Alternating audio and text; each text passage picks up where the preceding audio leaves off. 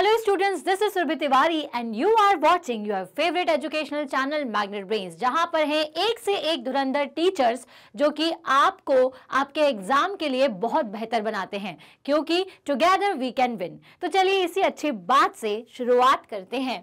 One short revision of chapter number 4 जिसका नाम है हीट। ये जो पूरा चैप्टर है ये ऑलरेडी हम पढ़ चुके हैं, ठीक है, जिसको आप डिटेल में देख लोगे। लेकिन ये वीडियो क्या है, इस वीडियो में आपको ऐसा क्या मिलेगा? तो इस वीडियो में मैंने वो सारे इंपॉर्टेंट टॉपिक्स कवर किए हुए हैं जो कि आपके एग्जाम पॉइंट ऑफ व्यू से बहुत ज़्यादा इंपॉर्टेंट है। मतलब कि अगर जैसे एग्जाम के कुछ देर पहले या फिर आज आपका एग्जाम है तो कल आप रात में बैठ करके क्या कर सकते हैं, इसको आराम से बैठ करके देखिए तो आपका पूरा एक रिविजन हो जाएगा चैप्टर नंबर 4 का। तो चलिए शुरुआत कर लेते हैं इस चैप्टर की। तो सबसे पहले तो मैं आपको बता दूं कि इस पूरे वीडियो में हम कौन कौन से टॉपिक को डिस्कस करेंगे। सबसे पहले मैं आपको बताऊंगी कि हीट क्या होता है, व्हाट इज हीट, टेम्परेचर क्या है, थर्मामीटर का यूज़ क्यों किया जाता है, देन टाइप्स ऑफ थर्मामीटर। फिर हम पढ़ेंगे हीट ट्रांसफ़र जिसमें कंडक्शन, कन्वेक्शन और रेडिएशन, इन सब के बारे में मैंने इस वीडियो में इंक्लूड किया है। देन उसके बाद सी ब्रीज, लैंड ब्रीज, ये चीज़ क्या है इसके बारे में मैं आपको बता दूंगी। ऑलरेडी स्टूडेंट्स को पता है लेकिन एक क्विक रिवीजन है हमारा, ठीक है। और फिर हम ये भी डिस्कस करेंगे कि why the reason to wear the light coloured clothes in summer, कि समर में लाइट कलर के क्लोथ्स क्यों पहने जाते हैं, ठीक है। तो चलिए शुरुआत करेंगे सबसे पहले व्हाट इज हीट से। तो चैप्टर का नाम भी हीट ही है। तो हीट को कैसे आप डिफाइन करोगे या कैसे याद रखोगे? तो heat is a form of energy, ठीक है। हीट एनर्जी है, जैसे कि आपकी सनलाइट जो है वो एक एनर्जी है, या फिर आप ये समझ सकते हो कि जो हमारी सुनने की एनर्जी है, जो हमारी देखने की एनर्जी है, ठीक है, ये सभी एनर्जीज कहलाती है जिनको आप सिर्फ महसूस कर सकते हो, ठीक है। उसी तरीके से आपकी जो हीट है वो भी एक ऐसी एनर्जी है जिसको आप सिर्फ फील कर सकते हो, ठीक है।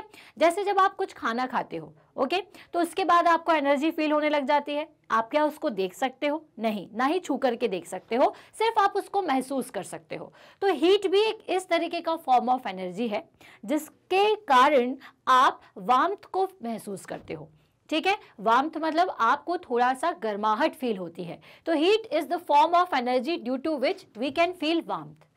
तो अब ये वार्मथ जो है, जो गर्माहट है, ये आप कहाँ कहाँ फील करते हैं? सबसे पहले तो जरा ये सोचिए। पहले तो जब अपन सनलाइट में होते हैं तो हमें ये गर्माहट महसूस होती है, या फिर जैसे कहीं कैंप फायर जल रहा है तो थोड़ी सी दूर पर अगर है तो भी आपको गर्माहट फील होती है। रूम में अगर हीटर ऑन कर दिया जाए तो आपको गर्माहट फील होगी, ठीक है। और तो और जब आप गैस के पास होते हो किचन में, तो स्टोव जब जल रहा होता है तो उसके पास भी आपको थोड़ी बहुत गर्माहट फील होती है। तो ये जो पूरी वार्मथ है इसको हम क्या कहते हैं? इसे हम कहते हैं हीट एनर्जी, ठीक है। अब कई लोग कंफ्यूज होते हैं हीट में और टेम्परेचर में, और वो ये सोचते हैं कि दोनों ही एक चीज़ है। तो आपको ये याद रखना है, जैसा कि मैंने आपको चैप्टर में भी समझाया था, कि हीट और टेम्परेचर दोनों एक दूसरे से रिलेटेड तो हैं लेकिन एक जैसे नहीं है। Heat is the form of energy और टेम्परेचर मेजरमेंट है उस एनर्जी का, ठीक है। जैसे कि मैं कितनी लंबी हूँ, इसका मेजरमेंट लेने के लिए मुझे टेप की ज़रूरत पड़ेगी। उसी तरीके से जो हीट है वो क्या है? एनर्जी है, जिसको मेजर करने के लिए हम टेम्परेचर वर्ड का यूज़ करते हैं, ठीक है।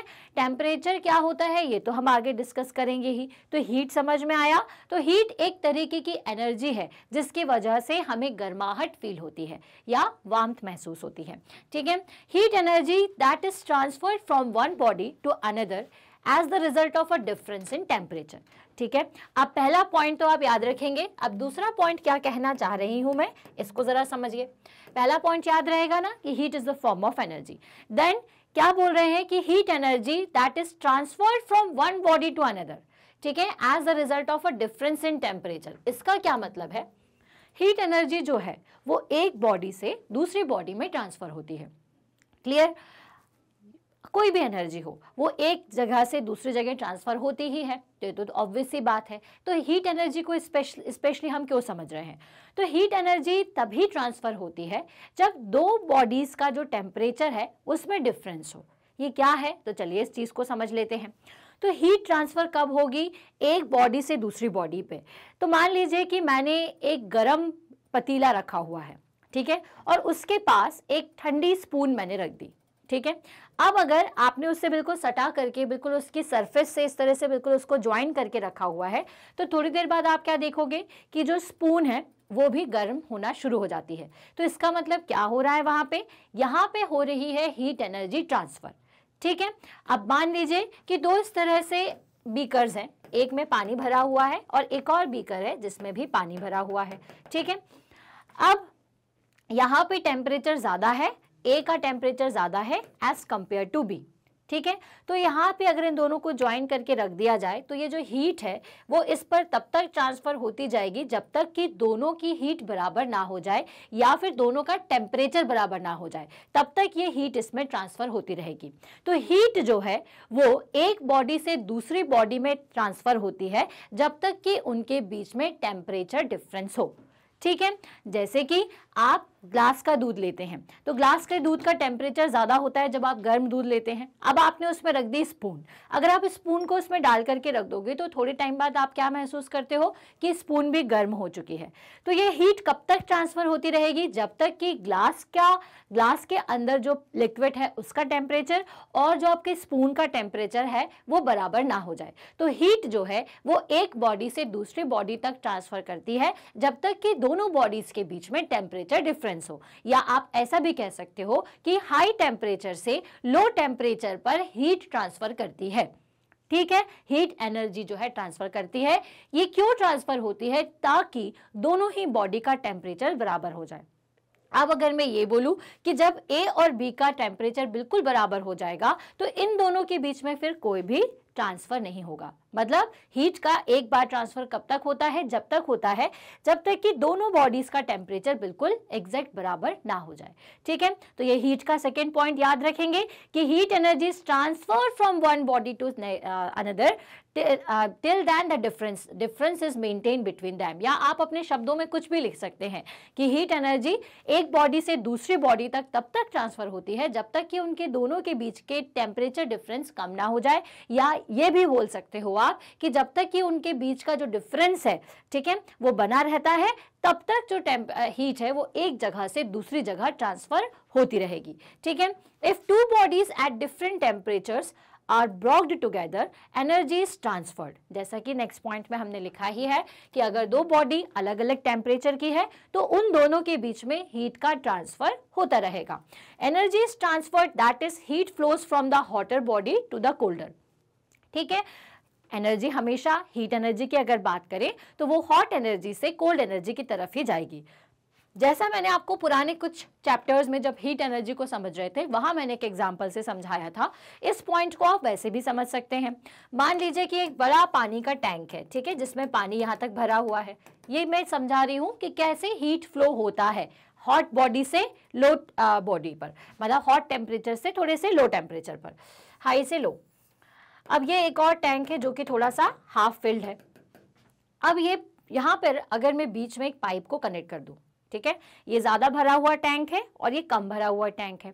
अब ये पाइप क्या करेगा, ये पाइप जो है इस पानी का फ्लो तब तक बनाता रहेगा जब तक कि दोनों का लेवल सेम ना हो जाए।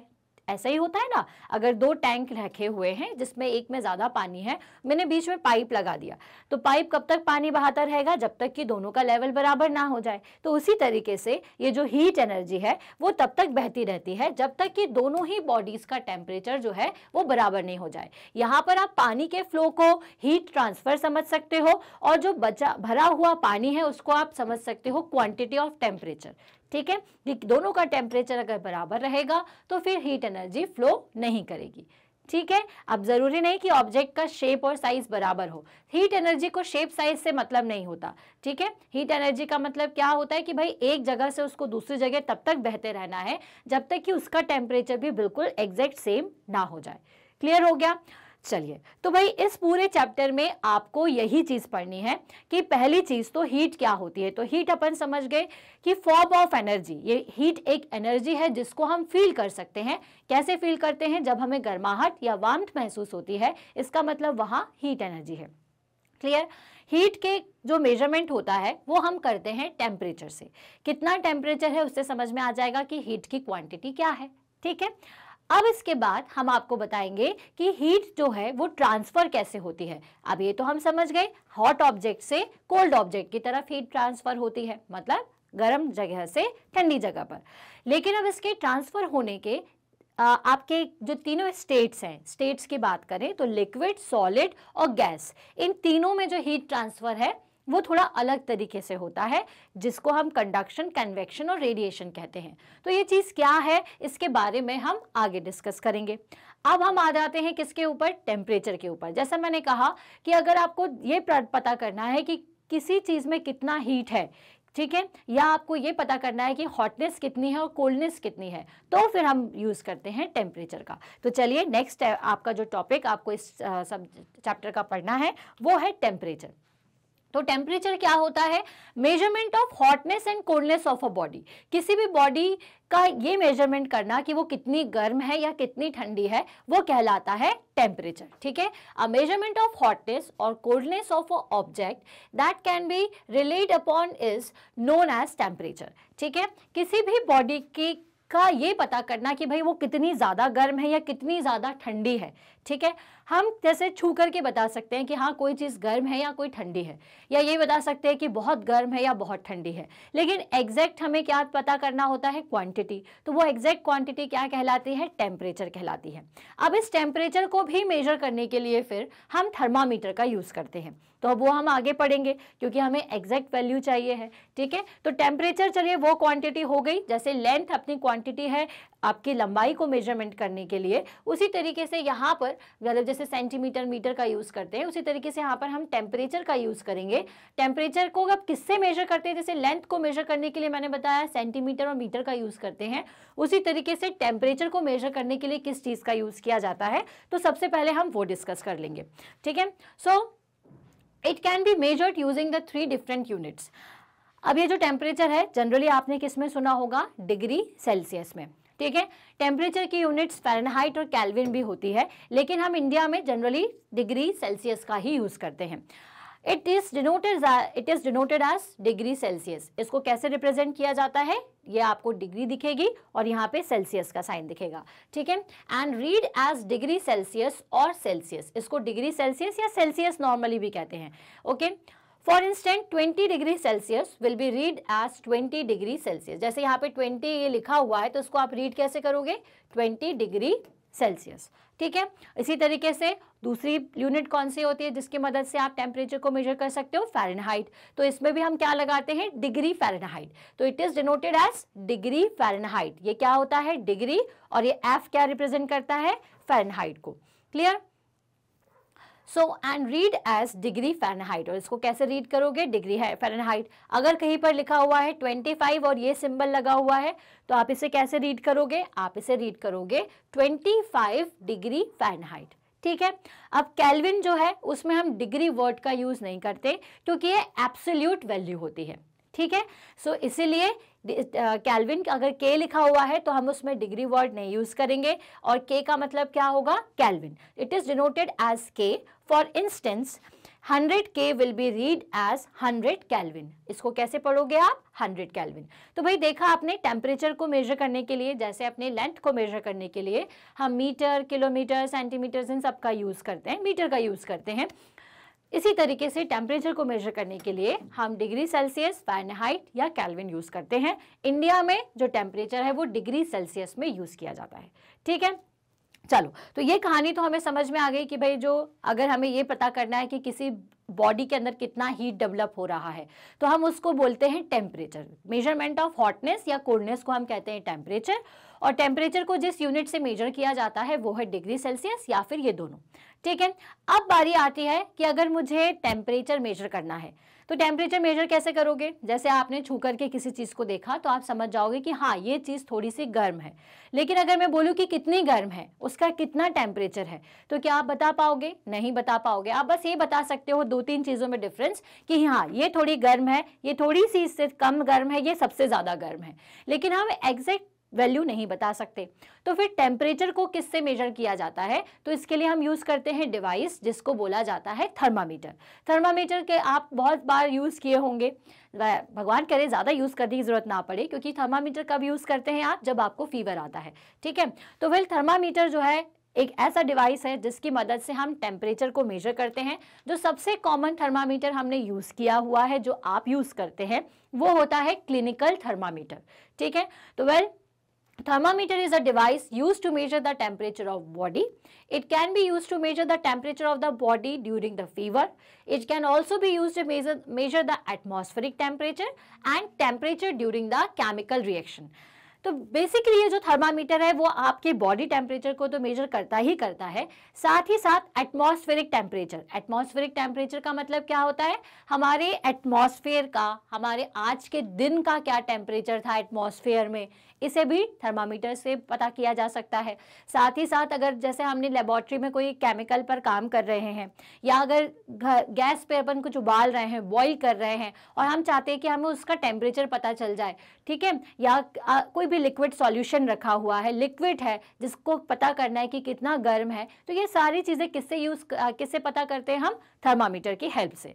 हाँ, अलग अलग जगह अलग अलग तरीके के थर्मामीटर यूज़ होते हैं। जैसे हमारी बॉडी के लिए हम क्लिनिकल थर्मामीटर यूज़ करते हैं। तो इन सब में डिफरेंस क्या होता है? तो बेसिकली डिफरेंस होता है इन सभी में रेंज का, ठीक है। हर चीज़ अलग अलग रेंज की बनी होती है, क्लियर। जैसे हमारी बॉडी का जो टेम्परेचर है, ठीक, उसके लिए अलग टेम्परेचर रेंज होती है, ठीक, कि हमारी बॉडी का टेम्परेचर जो है हमें पता है कि किस रेंज से ऊपर नहीं जाएगा, वो मैं अभी आपसे आगे डिस्कस करूंगी। तो उतने ही रेंज का थर्मामीटर और उसी अकॉर्डिंग वो थर्मामीटर डिज़ाइन होता है, ठीक है। अब भाई जो लिक्विड, आप जो केमिकल सॉल्यूशंस की बात कर रहे हो, वो तो बहुत हाई टेम्परेचर के हो सकते हैं, क्योंकि भाई उसमें तो आप 100 डिग्री सेल्सियस के ऊपर भी काम करते हो, ठीक है। तो 100 डिग्री सेल्सियस तक के टेम्परेचर को आप नॉर्मल क्लिनिकल थर्मामीटर से यूज़ नहीं कर सकते, क्योंकि उसकी रेंज सिर्फ हमारे बॉडी टेम्परेचर तक के लिए होती है। तो फिर उसके लिए क्या किया जाता है? उसके लिए लेबोरेटरी थर्मामीटर बनाए जाते हैं। तो चलिए वो सारी चीज़ें आगे डिस्कस करेंगे। फिलहाल थर्मामीटर के बारे में आप ये जान सकते हैं कि it consist of a long narrow glass tube appearing as a continuous silver line because it is filled with the mercury. अब बेसिकली क्या होता है, आपने थर्मामीटर देखा ही होगा, एक पूरी ग्लास की ट्यूब होती है जिसमें बीच में एक थ्रेड होता है जो थोड़ी सी सिल्वर कलर की दिखती है। तो वो सिल्वर कलर की क्यों दिखती है? क्योंकि उसमें होता है मर्क्यूरी, ठीक है। इसके एक एंड पर तो बल्ब लगा होता है, ठीक है, जो कि आपके टेम्परेचर को सेंस करता है, और एक एंड पर स्क्रू लगा होता है, ठीक है। सो ये जो मर्क्यूरी है, जैसे ही वो टेम्परेचर पर पड़ता है, मतलब जैसे ही टेम्परेचर उस मर्क्यूरी पर जाएगा, तो ये जो मर्क्यूरी है ना, वो एक्सपांड होना शुरू कर देती है, और उतना ही एक्सपांड होती है जितना वो टेम्परेचर को मेजर करेगी, या जितना टेम्परेचर आप उस पर डालोगे, ठीक है। तो उसी एक्सपांड के होने की वजह से मर्क्यूरी के हमें उस पर डार्क लाइन दिखने लग जाती है। जैसे कैसे? मान लीजिए कि आपका ये थर्मामीटर है, ठीक है, अभी मैं आपको आगे दिखाती हूँ। ये है आपका थर्मामीटर, ठीक है। जैसे मैंने आपको क्या बताया, थर्मामीटर क्या होता है? एक ग्लास ट्यूब होती है जिसमें एक स्केल बना होता है। ये डिपेंड करता है कि आप किस यूज़ के लिए थर्मामीटर बना रहे हैं। तो यहाँ पर ये कौन सा थर्मामीटर है? ये है क्लिनिकल थर्मामीटर, क्लियर। अब इसके एक एंड पर ये जो हिस्सा है इसको बल्ब कहते हैं, और दूसरा हिस्सा ये स्क्रू एंड कहलाता है, जिसको आप होल्ड करने के लिए यूज़ करते हो, ठीक है। अब बीच में आप देखोगे तो आपको थ्रेड टाइप का एक डायग्राम दिखता है, मतलब एक डार्क लाइन दिखती है। तो ये थ्रेड एक्चुअल में क्या होता है? मर्क्यूरी का पाथ होता है। जब मर्क्यूरी पर टेम्परेचर पड़ता है, मतलब जब ये बल्ब को आप टंग के नीचे रखते हो और टेम्परेचर इस बल्ब तक पहुंचता है, तो ये डायरेक्ट ट्रांसफर हो जाता है यहाँ पर रखी हुई मर्क्यूरी पर, ठीक है। ये मर्क्यूरी को जैसे ये टेम्परेचर सेंस करता है, तो ये मर्क्यूरी धीरे धीरे फैलना शुरू हो जाती है, एक्सपांड होना शुरू हो जाती है। और कितना एक्सपांड होती है? ये उतना ही एक्सपांड होती है जितना आपकी बॉडी का टेम्परेचर उस दौरान होता है, क्लियर। चलिए, तो वेल यहाँ से तो अपन को ये समझ में आ गया कि भाई थर्मामीटर दिखता कैसे है। ये सभी इंपॉर्टेंट पॉइंट्स हैं, ये आपको हो सकता है एग्जाम में लिखने के लिए आए। So it consist of a long narrow glass tube appearing as a continuous silver line because it is filled with the mercury, readily expands or contract at a slightest change in temperature and a bulb at one end। जैसे बताया कि जैसे ही temperature में changes होते हैं, ये या तो एक्सपांड हो जाएगी या कॉन्ट्रैक्ट हो जाएगी, डिपेंड करेगा कि उस टाइम पर क्या चीज़ उस पर जा रही है, ठीक है। इसके एक एंड पर बल्ब लगा होता है, जिसका जैसा मैंने आपको अभी बताया। तो वेल, जैसा मैंने आपसे कहा कि जो थर्मामीटर होते हैं वो कई तरीके के होते हैं, depends upon the application. Clinical thermometer होता है जो कि हम यूज़ करते हैं, डिजिटल थर्मामीटर भी हम यूज़ करते हैं। तो डिजिटल मतलब जो डिजिटल, आपको सिर्फ उसमें कुछ स्केल रीड करने की ज़रूरत नहीं होती, सीधे आपको वैल्यू दे देता है, ठीक है। तो डिजिटल थर्मामीटर जो है वो क्लिनिकल भी हो सकते हैं और लेबॉर्ट्री भी हो सकते हैं। फिर होते हैं आपके लेबॉर्ट्री और मैक्सिमम मिनिमम थर्मामीटर। तो लेबॉर्ट्री थर्मामीटर जो कि हम लेबॉर्ट्रीज़ में सॉल्यूशन के टेम्परेचर को, लिक्विड के टेम्परेचर को अगर चेक करने के लिए यूज़ करते हैं तो वो लेबॉर्ट्री थर्मामीटर होते हैं। मैक्सिमम मिनिमम थर्मामीटर कौन सा होता है तो ये हम आगे बताएंगे, लेकिन फिर भी चलिए बता देती हूँ। वेदर का जो एटमॉस्फेयर का टेम्परेचर है उसको मेजर करने के लिए हम मैक्सिमम मिनिमम थर्मामीटर का यूज़ करते हैं, ठीक है। चलिए, तो सबसे पहले अपन क्लिनिकल थर्मामीटर के बारे में जान लेते हैं। तो क्लिनिकल थर्मामीटर के लिए तो आप सभी जानते होंगे कि it is use to measure the human body temperature, जो कि ह्यूमन बॉडी के टेम्परेचर को मेजर करने के लिए यूज़ होता है, ठीक है। अब इसमें ये जानने की ज़रूरत है कि इसका स्केल कैसा होता है। तो वेल मैंने आपको बताया कि बीच में एक स्केल बना होता है, इसकी रेंज होती है 35 डिग्री सेल्सियस से लेकर के 42 डिग्री सेल्सियस। और अगर फ़ारेनहाइट में देखना चाहो तो कितनी होती है, 94 degree Fahrenheit to 108 degree Fahrenheit. अब ये कन्वर्जन कैसे होता है ये मैंने हमारे चैप्टर के एक्सप्लेनेशन में बताया हुआ है। अगर आप देखना चाहते हैं तो वहाँ से इस चैप्टर के एक्सप्लेनेशन में देख सकते हैं, ठीक है। अभी इतना इम्पॉर्टेंट नहीं है इसलिए मैं इसको डिस्कस नहीं कर रही हूँ। अभी आपको सिर्फ ये पता होना चाहिए कि हमारे ह्यूमन बॉडी टेम्परेचर जो नॉर्मल होता है वो होता है 35 डिग्री सेल्सियस, ठीक है। और 35 डिग्री सेल्सियस से मैक्सिमम कितना होता है, 42 डिग्री सेल्सियस। और फीवर आने की कंडीशन कितनी होती है, 36 या 35 से अगर थोड़ा ऊपर है, 36, 37 डिग्री सेल्सियस, तो आपको फीवर है, ठीक है। तो ये इसीलिए इसी रेंज का बना होता है क्योंकि भाई ह्यूमन बॉडी टेम्परेचर जो है वो 35 डिग्री होता है और max to max 42 degree Celsius, ठीक है। 42 तो जाता नहीं है वैसे, 40 तक ही मैक्सिमम टेम्परेचर जाता है जिसमें आपको तुरंत एडमिट कर लिया जाता है। तो इसीलिए आसपास की रेंज आपकी बनी रहे, इसलिए 42 डिग्री सेल्सियस होना चाहिए। अब हो सकता है कि आपका बॉडी टेम्परेचर जो है नॉर्मल 35 डिग्री सेल्सियस से थोड़ा ज़्यादा आ रहा हो, लेकिन इसका मतलब ये नहीं कि आप बीमार हैं। 35 डिग्री सेल्सियस मिनिमम माना जाता है, मतलब बहुत सारे हेल्दी लोगों का एक एवरेज निकाल करके 35 डिग्री सेल्सियस माना गया, ठीक है। हो सकता है किसी का 35.5 आ रहा हो, किसी का 36 के आसपास पहुँच रहा हो, तो इसका मतलब फीवर की कंडीशन नहीं है। फीवर कब आएगा, जब आपका 37 डिग्री सेल्सियस फीवर टेम्परेचर है, क्लियर। सो इसीलिए इसकी जो रीडिंग है वो 35 से 42 डिग्री सेल्सियस ली जाती है क्योंकि ह्यूमन बॉडी का नॉर्मल टेम्परेचर 35 और मैक्सिमम जो है वो 40 होता है, इसलिए अपन 42 डिग्री सेल्सियस तक इसकी रेंज को ले लेते हैं, ठीक है। The thermometer used by us और doctor to measure the body temperature when we have fever is a clinical thermometer. तो वो डॉक्टर या फिर जो हमारे घर में थर्मामीटर होते हैं जो हम हमारी बॉडी टेम्परेचर को मेजर करने के लिए यूज़ करते हैं, उसको हम क्लिनिकल थर्मामीटर ही कहते हैं।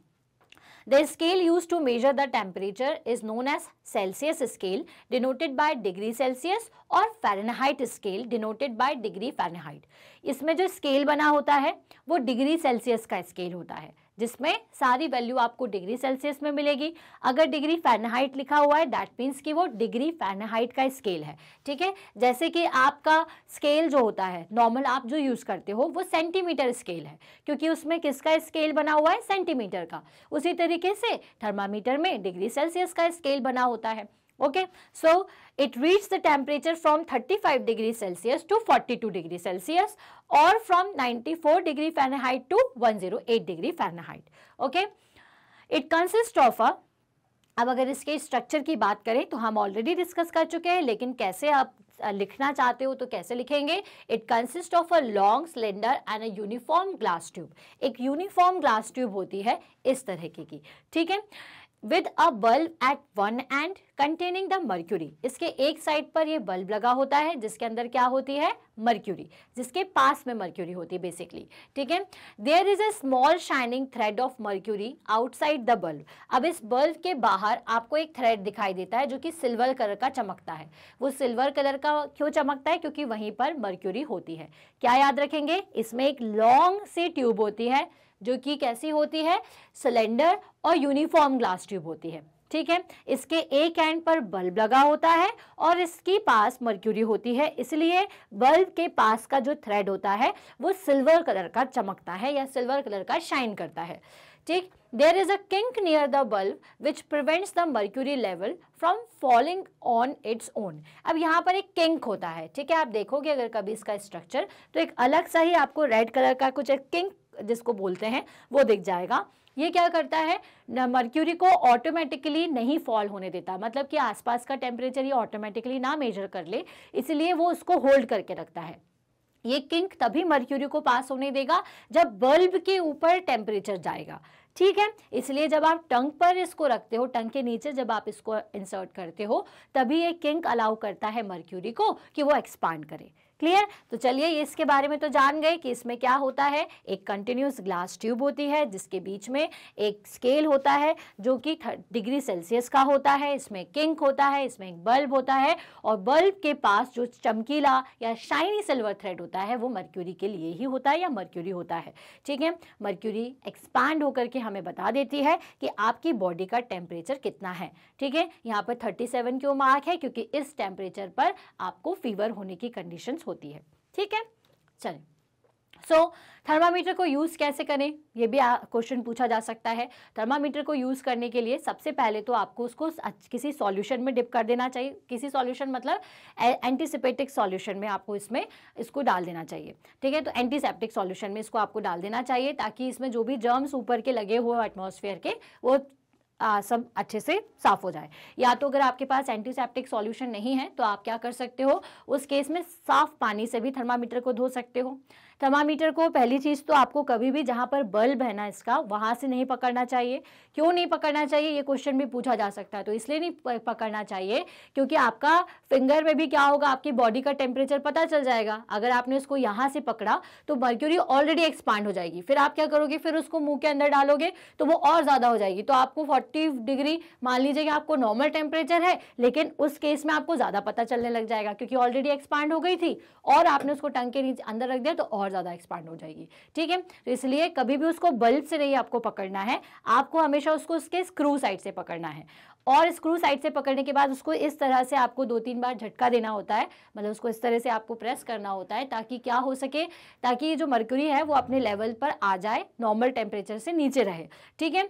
फिर क्या करना है, फिर आपको आपके टंग के नीचे इसको रखना है, 1 मिनट के लिए वेट करना है। 1 मिनट के बाद आप जब रीड करोगे तो आपको ऐसे या ऐसे नहीं रखना है, बिल्कुल अपनी आंखों के सामने इस तरह से रखना है जिससे आपको क्या समझ में आ सके कि भाई मर्क्यूरी मतलब जो एक्चुअल में रीडिंग है वो क्या आई है। अगर आप ऐसे रखेंगे तो भी आपके लिए गड़बड़ है, अगर आप ऐसे रखते हैं तो भी गड़बड़ है। बिल्कुल सामने आपको इस तरह से रख के उसे चेक करना है, ठीक है।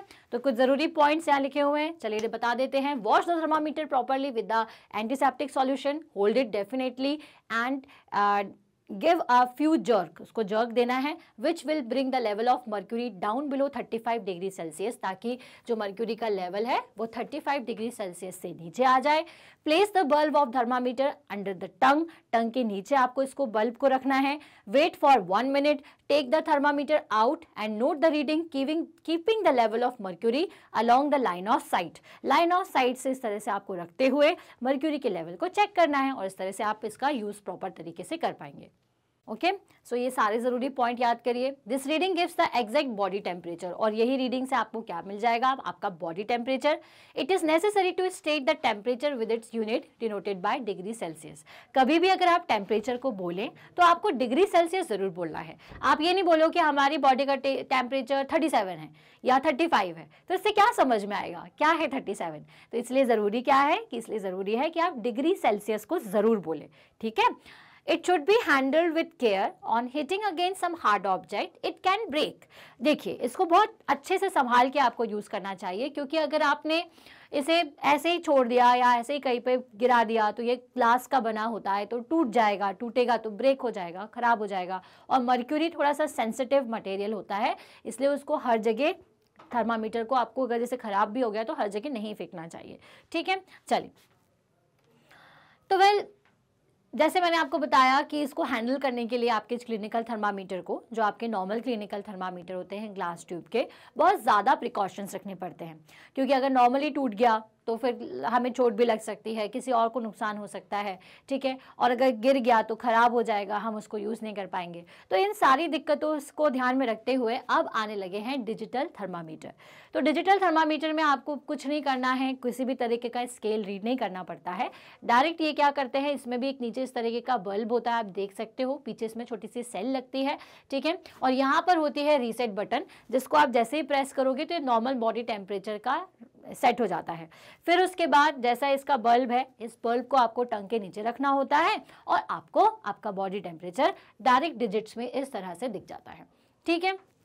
तो भाई डिजिटल थर्मामीटर में ऐसा क्या होता है, तो डिजिटल थर्मामीटर में लगे होते हैं आपके सेंसर्स। ये सेंसर्स क्या करते हैं, टेम्परेचर सेंसर्स होते हैं जो कि टेम्परेचर को सेंस करके डायरेक्ट उसकी वैल्यू दे देते हैं, ठीक है। So digital thermometer are an advance to the existing clinical thermometer. Clinical thermometer का advancement है ये, उससे और अच्छा बना हुआ, advanced technology से बना हुआ। Due to its high toxicity of the mercury present in the clinical thermometer and difficulty in its disposal, in cases when the thermometer breaks, digital thermometers are manufactured. भाई उन सारे केसेस में जो कि हम डिस्कस करे थे कि भाई मर्क्यूरी को हैंडल करना थोड़ा मुश्किल है, अगर ब्रेक कर जाए तो उसको कहाँ डिस्पोज करोगे, ये सारी प्रॉब्लम्स को सॉल्व करने के लिए डिजिटल थर्मामीटर आजकल मैन्युफैक्चर हो गए हैं, जो कि हमें एक्यूरेट टेम्परेचर का मेजरमेंट दे देते हैं without the use of mercury. Digital thermometer do not use mercury and hence safe to use. इसमें मर्क्यूरी का यूज नहीं होता, इसलिए ये सेफ टू यूज है, और अगर कभी खराब भी हो जाए तो इनको डिस्पोज करना भी इतना मुश्किल नहीं होता, ठीक है। तो भाई ये तो था आपका डिजिटल थर्मामीटर। अब मान लीजिए कि आपने घर में किया पानी को बॉईल, अब आप चाहते हैं कि पानी का टेम्परेचर चेक किया जाए, क्योंकि बॉइलिंग टेम्परेचर 100 डिग्री सेल्सियस होता है। अब आप चाह रहे हैं कि भाई मैं इसका टेम्परेचर चेक करूं, और दौड़ करके आप गए और आपने क्या ले लिया, क्लिनिकल थर्मामीटर। तो क्या उस पर वो काम कर पाएगा? जी नहीं, बल्कि वो खराब हो जाएगा, क्योंकि आपने उसकी वैल्यू से ज़्यादा, ठीक है, या फिर वो जितना मेजर कर सकता था उससे ज़्यादा की चीज़ में उसको डाल दिया है, ठीक है। तो क्या होगा, ऑब्वियस सी बात, थर्मामीटर बर्स्ट भी हो सकता है। तो इस केस में फिर भाई आपका जो नॉर्मल थर्मामीटर है वो काम नहीं करेगा, ना ही डिजिटल थर्मामीटर काम करेगा। अगर आपको बॉइलिंग वाटर या किसी सॉल्यूशन का टेम्परेचर चेक करना है तो उसके लिए हम क्या यूज़ करेंगे, उसके लिए हम यूज़ करते हैं लेबॉर्ट्री थर्मामीटर। लेबॉर्ट्री थर्मामीटर जो है उसकी रेंज जैसे कि आपको दिख रही है, ये -20 से लेकर के से स्टार्ट होती है, ठीक है। -20 क्यों? क्योंकि कोल्डेस्ट टेम्परेचर को भी मेजर करेगी और हाई से हाई टेम्परेचर को भी। तो 110 डिग्री सेल्सियस से लेकर के इसका जो मिनिमम अगर टेम्परेचर देखा जाए तो -20 डिग्री सेल्सियस तक हो सकता है। माइनस में टेम्परेचर कब जाता है? जब अपन को कोल्डेस्ट चीज़ को चेक करनी हो, ठंडी चीज़ों को चेक करना हो, ठीक है। So the laboratory thermometer is used to measure the temperature of the things other than human body. Human body के अलावा अगर आपको किसी बॉडी का टेम्परेचर चेक करना है तो आप उसके लिए लेबॉर्ट्री थर्मामीटर का यूज करेंगे। It is use to measure the temperature of scientific purpose as they measure temperature to a range higher than clinical thermometer. Obviously बात है, साइंटिफिक पर्पसेस के लिए, साइंटिफिक पर्पसेस का मतलब क्या होता है, जब अपन जैसे आपकी लेबॉर्ट्री में कोई सॉल्यूशन के टेम्परेचर को चेक करना हो, या फिर अगर आपने कोई एक्सपेरिमेंट किया उसका टेम्परेचर आपको चेक करना है, तो ऐसी सारी जगह पर हम क्लिनिकल थर्मामीटर की जगह लेबॉर्ट्री थर्मामीटर का यूज करते हैं। The scale of laboratory thermometer generally ranging from -10 degree Celsius to 110 degree Celsius. ये याद रखिएगा, -10 से लेकर के 110 डिग्री सेल्सियस हो सकता है, किसी किसी थर्मामीटर में ये -20 तक भी होता है, ठीक है। लेकिन नॉर्मली इसकी जो रेंज है वो कहाँ से कहाँ तक होती है, -10 डिग्री सेल्सियस से लेकर के 110 डिग्री सेल्सियस तक, ठीक है। इसमें भी सेल्सियस स्केल ही होगा, लेकिन रेंज कितनी होती है, -10 से लेकर के 110 degree Celsius, okay. It has a long stem with a silver bulb at the end unlike clinical thermometer. Well, इसमें भी वही चीज़ होती है कि एक एंड पर सिल्वर कलर का आपका बल्ब होता है, ठीक है, सिल्वर बल्ब कह सकते हो, ठीक है, और मर्क्यूरी इसमें होती है ताकि जब टेम्परेचर पड़े तो मर्क्यूरी एक्सपांड हो और आपको टेम्परेचर बता दे। The silver colour at the bulb normally points toward the presence of mercury which expands with the rise in temperature. ये जो कलर इसका सिल्वर है वो क्यों होता है? बिकॉज ऑफ द मर्क्यूरी, और मर्क्यूरी एक्सपांड करती है जैसे ही हम उस पर टेम्परेचर डालते हैं। Thereby rising the reading and contracts on lowering of temperature, thereby lowering the reading. ठीक है, अब इसमें क्या होता है, ये जब कॉन्ट्रैक्ट होगी तो ये क्या करेगी, कॉन्ट्रैक्ट होकर के ये आपको हाई टेम्परेचर बताएगी, ठीक है, सॉरी लो टेम्परेचर बताएगी, ठीक है, और जब एक्सपांड होगी तो एक्सपांड होकर के आपको हाई टेम्परेचर पता चलेगा। जैसे ये हाई टेम्परेचर के लिए है, ठीक है, और जितना ज़्यादा ये कॉन्ट्रैक्ट होती जाएगी, नीचे की तरफ आती जाएगी तो आपको लो टेम्परेचर दिखता जाएगा। क्लियर? तो इसमें जो मर्क्यूरी है वो कॉन्ट्रैक्ट और एक्सपैंड दोनों काम करके आपको टेम्परेचर बताती है। जब कॉन्ट्रैक्ट होगी तो लोअर टेम्परेचर पता चलेगा और एक्सपांड होगी तो आपको हाई टेम्परेचर पता चलेगा, क्योंकि मर्क्यूरी टेम्परेचर बढ़ने के साथ अपने आप को एक्सपांड करती है। ठीक है, तो ये तो था आपका लेबोरेटरी थर्मामीटर। ठीक है, अब आपने न्यूज़पेपर देखा ही होगा, न्यूज़पेपर में आपको डेली का वेदर कंडीशन बताई जाती है कि भाई आज का इतना टेम्परेचर था, कल का इतना था, आने वाले टाइम में इतना इतना हो जाएगा। ये सारी न्यूज़ में आपको साइड में वेदर रिपोर्ट में दिखता है। ठीक है, उसमें रेन के बारे में, सारी चीज़ें बारे में आपको पता रहती है। तो बेसिकली वहाँ पे किस तरह से टेम्परेचर को मेजर किया जाता है, क्या? Clinical thermometer. तो भाई एटमॉस्फेयर में तो भाई बहुत सारे चेंजेस हो सकते हैं, है ना, कभी मैक्सिमम होगा, कभी मिनिमम होगा, कभी बढ़ेगा घटेगा, एक जैसा टेम्परेचर तो होगा नहीं। तो ऐसी जगह पर आपको ऐसा थर्मामीटर की ज़रूरत चाहिए जो कि आपको मैक्सिमम और मिनिमम दोनों रीडिंग देता जाए। तो the daily maximum and minimum temperature report in weather reports are all measured by the thermometer known as maximum minimum thermometer. ठीक है, ये क्या होते हैं? आपके मैक्सिमम मिनिमम थर्मामीटर होते हैं जो कि आपको डेली का मैक्सिमम और मिनिमम टेम्परेचर रीडिंग देते हैं। ठीक है, इनका यूज़ किया जाता है वेदर रिपोर्ट में आने वाले टेम्परेचर के एनालिसिस के लिए या उसको मेजर करने के लिए। ठीक है, तो भाई ये तो था आपका लास्ट मैक्सिमम मिनिमम थर्मामीटर।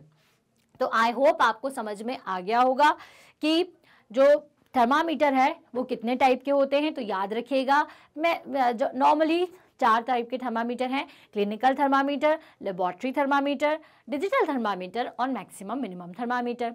ठीक है, अब आ जाते हैं थोड़ा एक पॉइंट को डिस्कस करने के लिए जो कि आपसे पूछा जा सकता है कि बॉडी टेम्परेचर कितना होता है और किस टेम्परेचर पर हमें ये कहा जाता है कि आपको तुरंत डॉक्टर को कंसल्ट करना है। ठीक है, तो अगर नॉर्मल टेम्परेचर देखा जाए तो वो होता है 36.3 से लेकर के 37.4 डिग्री सेल्सियस तक। ये नॉर्मल बॉडी टेम्परेचर है। फीवर कब होगा? जैसे ही आप 37.5 पहुंचोगे तो 37.5 से 38.9 डिग्री सेल्सियस जो है वो फीवर होगा। हाई फीवर मतलब 39 के रेंज में आप जैसे ही पहुंच जाते हो। हाई फीवर होता है 39 से 39 डिग्री सेल्सियस तक, और किसी किसी केसेस में 39.9 से ऊपर, दैट मीन्स 40 डिग्री सेल्सियस। जैसे ही आप 38.9 डिग्री सेल्सियस पहुंचते हो तो आपको तुरंत डॉक्टर को कंसल्ट करना चाहिए, और अगर किसी पेशेंट को 39 डिग्री सेल्सियस है तो तुरंत ही उसे एडमिट करके बहुत सारे ट्रीटमेंट उस पर शुरू हो जाने चाहिए। ठीक है, तो बहुत सारे मतलब कि जो भी रिक्वायर्ड ट्रीटमेंट है। तो 39 जो है वो हाई फीवर होता है, और मैक्सिमम बहुत ही कम केसेस में 40 डिग्री सेल्सियस जाता है। ठीक है, so the normal body temperature of human body is 37 degree Celsius. जैसा कि यहाँ पर आप देख रहे हो 37 डिग्री सेल्सियस नॉर्मल आता है, जिसकी रेंज 36.3 से लेकर के 37.4 डिग्री सेल्सियस हो सकती है। तो आप भी चेक कर लीजिए कि आपका कैसा बॉडी टेम्परेचर है। ठीक है, so the normal body temperature of human body is 37 degree Celsius which may differ from person to person, जो कि पर्सन टू पर्सन डिफर कर सकता है। It may be either slightly higher or slightly lower, हो सकता है थोड़ा सा ज़्यादा हो, थोड़ा सा कम हो। This values derived from the average body temperature of a large number of healthy person।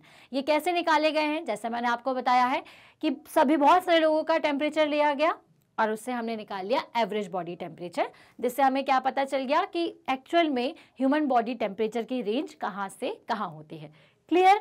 समझ में आया? ठीक है। The temperature of human body normally does not go below 35 degree Celsius or above 42 degree If the body temperature goes beyond the defined value, then it is necessary to consult a doctor. That is the reason that clinical thermometer has a scale ranging between 35 to 42 degree Celsius. Well देखिए कि 40 degree Celsius जो temperature है ना, वो ही high fever का temperature होता है. ठीक है, अगर उससे ज़्यादा टेम्परेचर है जो कि बहुत ही कम पॉसिबल है, तो तुरंत ही डॉक्टर को कंसल्ट करना चाहिए. वो रेंज क्या होती है इसलिए अपने क्लिनिकल थर्मामीटर की 35 डिग्री से 42 डिग्री सेल्सियस. तो अगर आपसे कोई पूछे कि क्यों रेंज इतनी होती है, 35 डिग्री सेल्सियस से 42 डिग्री सेल्सियस तक की रेंज क्यों होती है, तो आप बता दीजिएगा. नॉर्मल बॉडी टेम्परेचर ह्यूमन का 37 डिग्री सेल्सियस होता है. ठीक है, तो उससे थोड़ा कम हमने 35 ले लिया है, और जो मैक्सिमम टेम्परेचर होता है वो 40 डिग्री सेल्सियस होता है, तो उससे थोड़ा ज़्यादा 42 डिग्री सेल्सियस तक का हमने रेंज बना लिया है. क्योंकि ज़रूरी नहीं कि एग्जैक्ट आए, किसी का ज़्यादा भी हो सकता है, किसी का 37 से कम भी हो सकता है, इसलिए ये रेंज लिया गया है. क्लियर? चलिए, तो यहाँ तो अपने को बॉडी टेम्परेचर के बारे में क्लियर हो गया. अब आएंगे हम हमारे नेक्स्ट टॉपिक पर, जिसका नाम है हीट ट्रांसफर. अब हीट के बारे में तो हम जान गए कि हीट क्या है, एक तरीके की एनर्जी जो कि वार्मथ का एहसास कराती है. ठीक है, अब हीट का जो ट्रांसफर होने का तरीका है वो एक ही है. क्या है कि वो हॉट बॉडी से कोल्ड बॉडी की तरफ जाएगी. The heat always transfer from the hotter end to the colder end. ठीक है, बट डिपेंड करता है कि किस टाइप का मटेरियल है, लिक्विड है, सॉलिड है या फिर गैस है. तो सभी में थोड़ा उसके ट्रांसफर होने का तरीका अलग अलग हो जाता है. जाएगी तो हॉट पॉइंट से कोल्ड पॉइंट की तरफ ही. लेकिन जैसे अगर अपन बात करें कि there are 3 modes through which the heat transfer from one end to the other. तो 3 तरीके के मोड होते हैं. सबसे पहला कंडक्शन, देन होगा कन्वेक्शन एंड रेडिएशन. ठीक है, तो कंडक्शन जो है वो सॉलिड्स के साथ में होगा, कन्वेक्शन जो है वो लिक्विड के साथ में, और रेडिएशन जो है वो आपके गैसियस स्टेट के साथ ज़्यादा होता है. कैसे, चलिए इसको डिस्कस करेंगे. Heat will not be transferred if the temperature of the 2 objects is the same. ये पॉइंट आप याद रखिएगा कि अगर 2 ऑब्जेक्ट का टेम्परेचर बिल्कुल सेम है तो फिर हीट ट्रांसफर नहीं करेगी. क्यों नहीं करेगी भाई, आप याद रखिएगा पानी के टैंक का एग्जाम्पल, कि अगर एक बड़ा हुआ भारी सा टैंक था पूरा फुल भरा हुआ, और इतना ही बड़ा एक और टैंक है उससे छोटा है, तो पानी कब तक बहता रहेगा, जब तक कि वो उसके लेवल का ना हो जाए. ठीक है, जैसे ही लेवल बराबर हो जाएगा पानी बहना कम हो जाता है. उसी तरीके से जो हीट भी है वो एक हॉट बॉडी से कोल्ड बॉडी तक कब तक बहती है, जब तक कि दोनों का टेम्परेचर बराबर हो जाए ना हो जाए, और जैसे ही बराबर हो जाएगा हीट फर्दर ट्रांसफर नहीं होगी. तो चलिए अब अपन डिस्कस कर लेते हैं इन मोड्स ऑफ ऑपरेशंस को, कंडक्शन, कन्वेक्शन एंड रेडिएशन को, कि क्या है कंडक्शन, कन्वेक्शन क्या है और रेडिएशन क्या है. तो सबसे पहले अगर मैं कंडक्शन की बात करूं तो, ठीक है, so the process of transferring of heat from the hotter end to the colder end of an object is known as conduction. ठीक है, कोई भी ऑब्जेक्ट है, अगर उसका एक एंड हॉट है या फिर वो किसी ऐसी बॉडी से कनेक्टेड है जो कि गर्म है, तो एक हॉट एंड से कोल्ड एंड तक जो टेम्परेचर ट्रांसफर होता है, हॉट एंड से कोल्ड एंड पर जैसे ही टेम्परेचर ट्रांसफर होता है उसे हम कहते हैं कंडक्शन. ठीक है, जैसे कि whenever a utensil is kept on a flame it becomes hot and the heat travel from the base of the utensils to its handle. ठीक है, तो ये कैसे ट्रांसफर होता है, चलिए इसको समझ लेते हैं. अब आपको पता है कि कोई भी ऑब्जेक्ट जो है वो छोटे छोटे पार्टिकल से मिलकर के बना होता है. ठीक है, तो अब कंडक्शन में हीट कैसे ट्रांसफर होती है इस चीज को समझिए. मान लीजिए कि यहाँ पर एक कैंडल जल रही है जिसके ऊपर मैंने एक रॉड रख दी है. ठीक है, आयरन रॉड. ठीक, अब हर चीज तो गर्म नहीं होगी, या कंडक्शन हर चीज में पॉसिबल नहीं हो पाता. किस में पॉसिबल होगा, सिर्फ हीट के कंडक्टर्स पर. तो हीट के कंडक्टर कौन कौन होते हैं, आयरन, स्टील, एल्यूमिनियम, ये सभी हीट के कंडक्टर हैं. ठीक है, और हीट के कंडक्टर कौन नहीं है, वुड, प्लास्टिक. तो इसको लेने का कोई मतलब भी नहीं है. क्यों नहीं है वो आगे मैं बताती हूँ. अब यहाँ पर आपने क्या किया, एक कैंडल रख दी जो कि जल रही थी यहाँ से. ठीक है, आपने एक मेटल का या आयरन का रॉड रख दिया. अब यहाँ पे क्या होगा, यहाँ पर मौजूद जो पार्टिकल हैं वो पहले हीटअप हो जाएंगे. ठीक है, वो हीटअप हो गए. ठीक है, वो किसके कंपैरिजन में हीट अप हो जाएंगे, यहाँ पर रहने वाले पार्टिकल के कंपैरिजन में। तो वो क्या करेगा, अपनी हीट अपने बाजू वाले को ट्रांसफर कब तक करेगा, जब तक कि वो इसके टेम्परेचर के बराबर ना हो जाए। और ये भी किसी और पार्टिकल से जुड़ा हुआ है, तो ये भी क्या करेगा अपने, क्योंकि ये गर्म है और ये ठंडा है, तो अब ये क्या करेगा अपनी हीट इसको ट्रांसफर करेगा। तो इस तरह से एक दूसरे को ट्रांसफर करते करते करते करते अगर ये ए पॉइंट है तो कुछ टाइम बाद आप देखोगे कि पहले तो बी पॉइंट का टेम्परेचर कुछ भी नहीं रहता, लेकिन आयरन की रॉड थोड़ी देर बाद गर्म हो जाती है। क्यों होती है, क्योंकि भाई ये जो हीट है ना वो एक पॉइंट से दूसरे पॉइंट तक क्या हो रही है, ट्रांसफर हो रही है। ठीक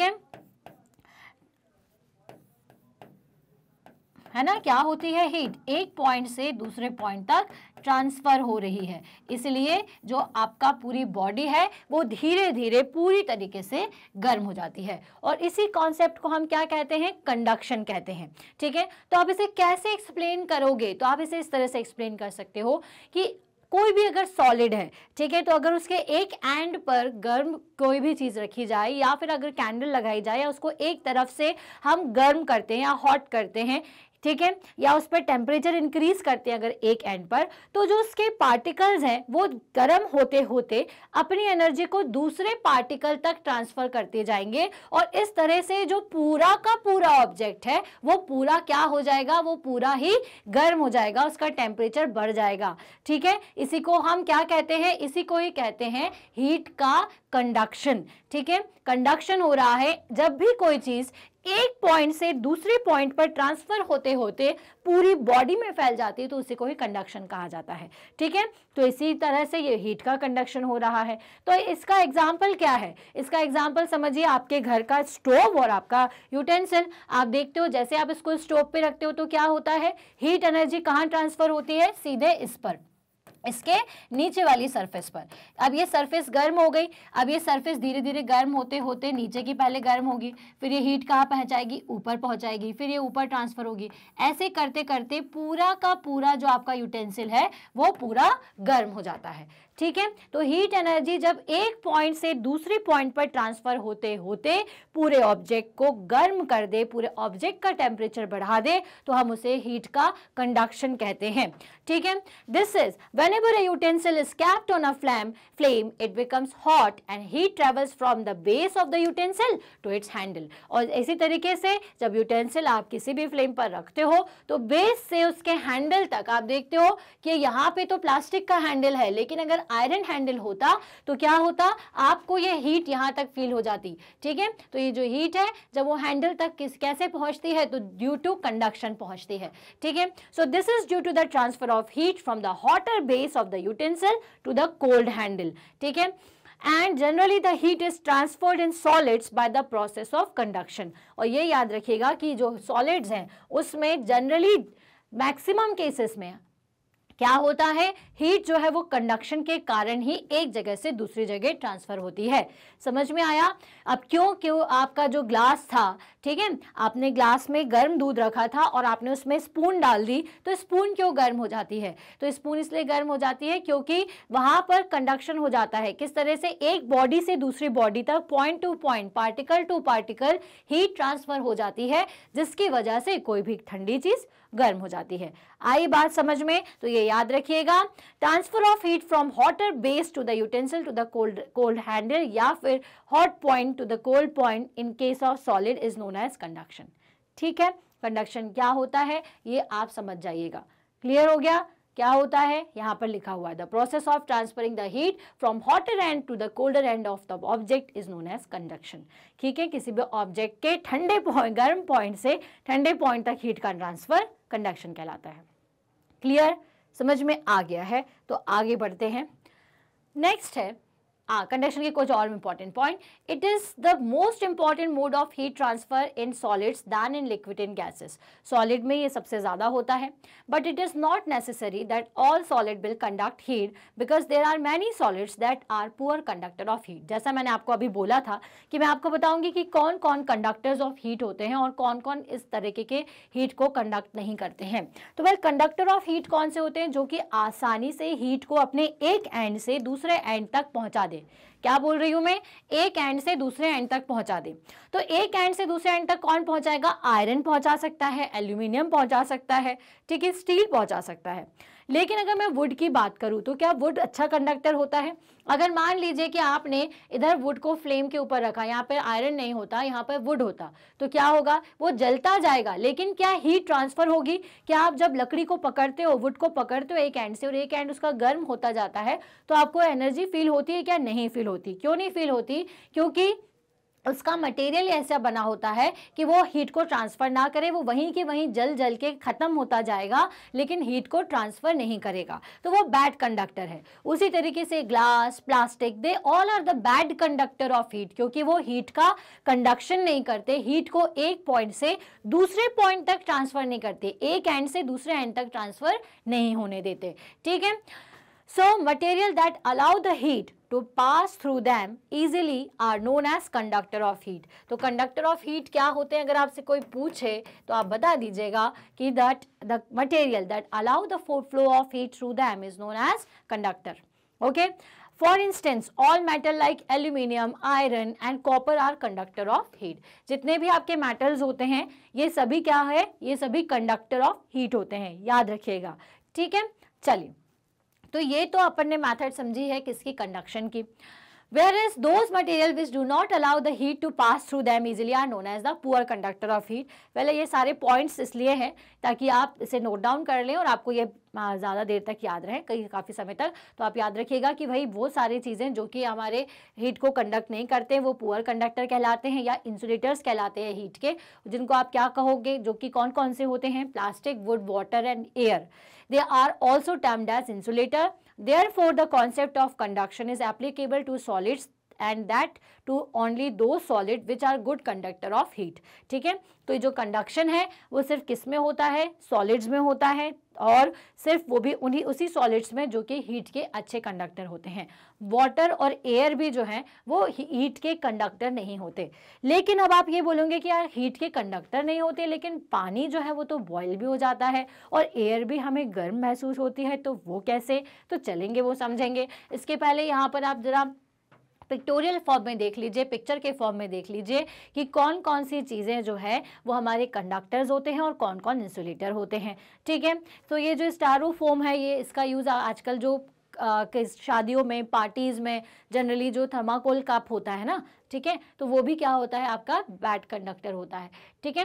मतलब हीट को कंडक्ट नहीं करेगा, जल जाएगा, लेकिन हीट को एक पॉइंट से दूसरे पॉइंट तक ट्रांसफ़र नहीं करेगा, ठीक। तो ये तो अपन ने पूरा कंडक्शन समझ लिया। कंडक्शन से हमें समझ में आ गया कि हीट के कंडक्टर्स कौन कौन से होते हैं। तो जितने भी मेटल्स हैं वो सभी हीट के कंडक्टर्स हैं, और वो सारी चीज़ें जो कि भाई हीट को कंडक्ट ना करें, ठीक है, वो जल जाए जैसे या उबल जाए, लेकिन हीट को एक पॉइंट से दूसरे पॉइंट तक कंडक्ट नहीं करते हैं, वो सभी पुअर कंडक्टर कहलाते हैं। वो कौन कौन से हैं? Plastic, would, water and air. लेकिन अब अपन ये भी जानते हैं कि भाई पानी को भी हम गर्म कर सकते हैं और एयर को भी गर्म किया जा सकता है, तो वो कैसे होता है? तो वो थोड़ा आगे समझेंगे। There is another term called as the thermal conductivity, ठीक है। अब आप ये थर्मल कंडक्टिविटी के बारे में और आगे पढ़ेंगे। तो thermal conductivity which refers to the ability to conducting heat.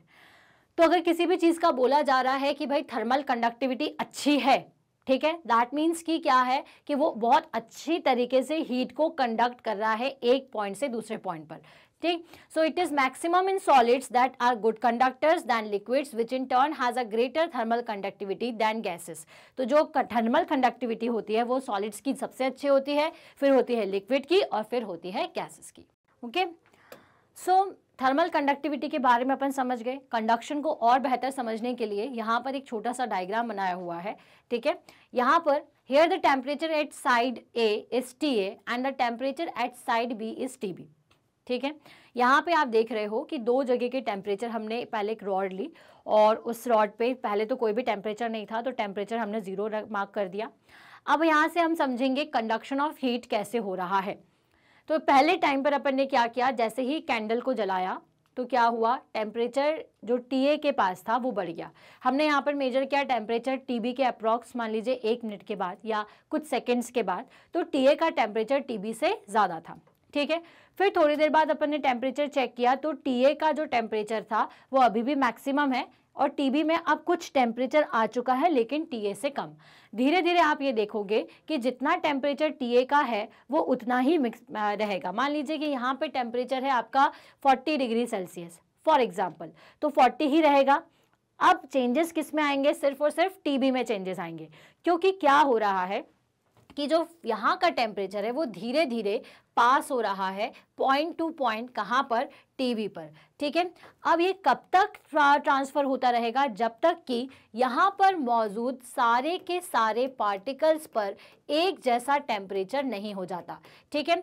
अभी भी क्या है कि हीट कब तक ट्रांसफर होती रहेगी? जब तक कि यहाँ का जो 40 डिग्री सेल्सियस बना हुआ है वो कहाँ तक नहीं पहुँच जाए, वो हमारे दूसरे एंड TB तक ना पहुँच जाए। जैसे ही यहाँ का 40 डिग्री सेल्सियस टेम्परेचर हो जाएगा, आप ये देखोगे फिर उसके बाद फर्दर TB में भी कोई इंक्रीज नहीं होगा, क्योंकि इसका मैक्सिमम टेम्परेचर जो था हैंडल करने का वो 40 डिग्री सेल्सियस था, ठीक है, जो कि कंडक्शन के थ्रू एक पॉइंट से दूसरे पॉइंट होता होता TB तक पहुंचेगा। और TB का भी जो टेम्परेचर है, पॉइंट TB का भी जो टेम्परेचर है वो भी कितना हो जाएगा? 40 डिग्री सेल्सियस। तो भाई कंडक्शन का मतलब क्या है? कंडक्शन का मतलब है हीट का एक पॉइंट से दूसरे पॉइंट तक ट्रांसफर होना, जब तक होते रहना जब तक कि एक एंड का टेम्परेचर दूसरे एंड के टेम्परेचर के बराबर ना हो जाए। Clear? So there is a temperature difference, that is TA is greater than TB.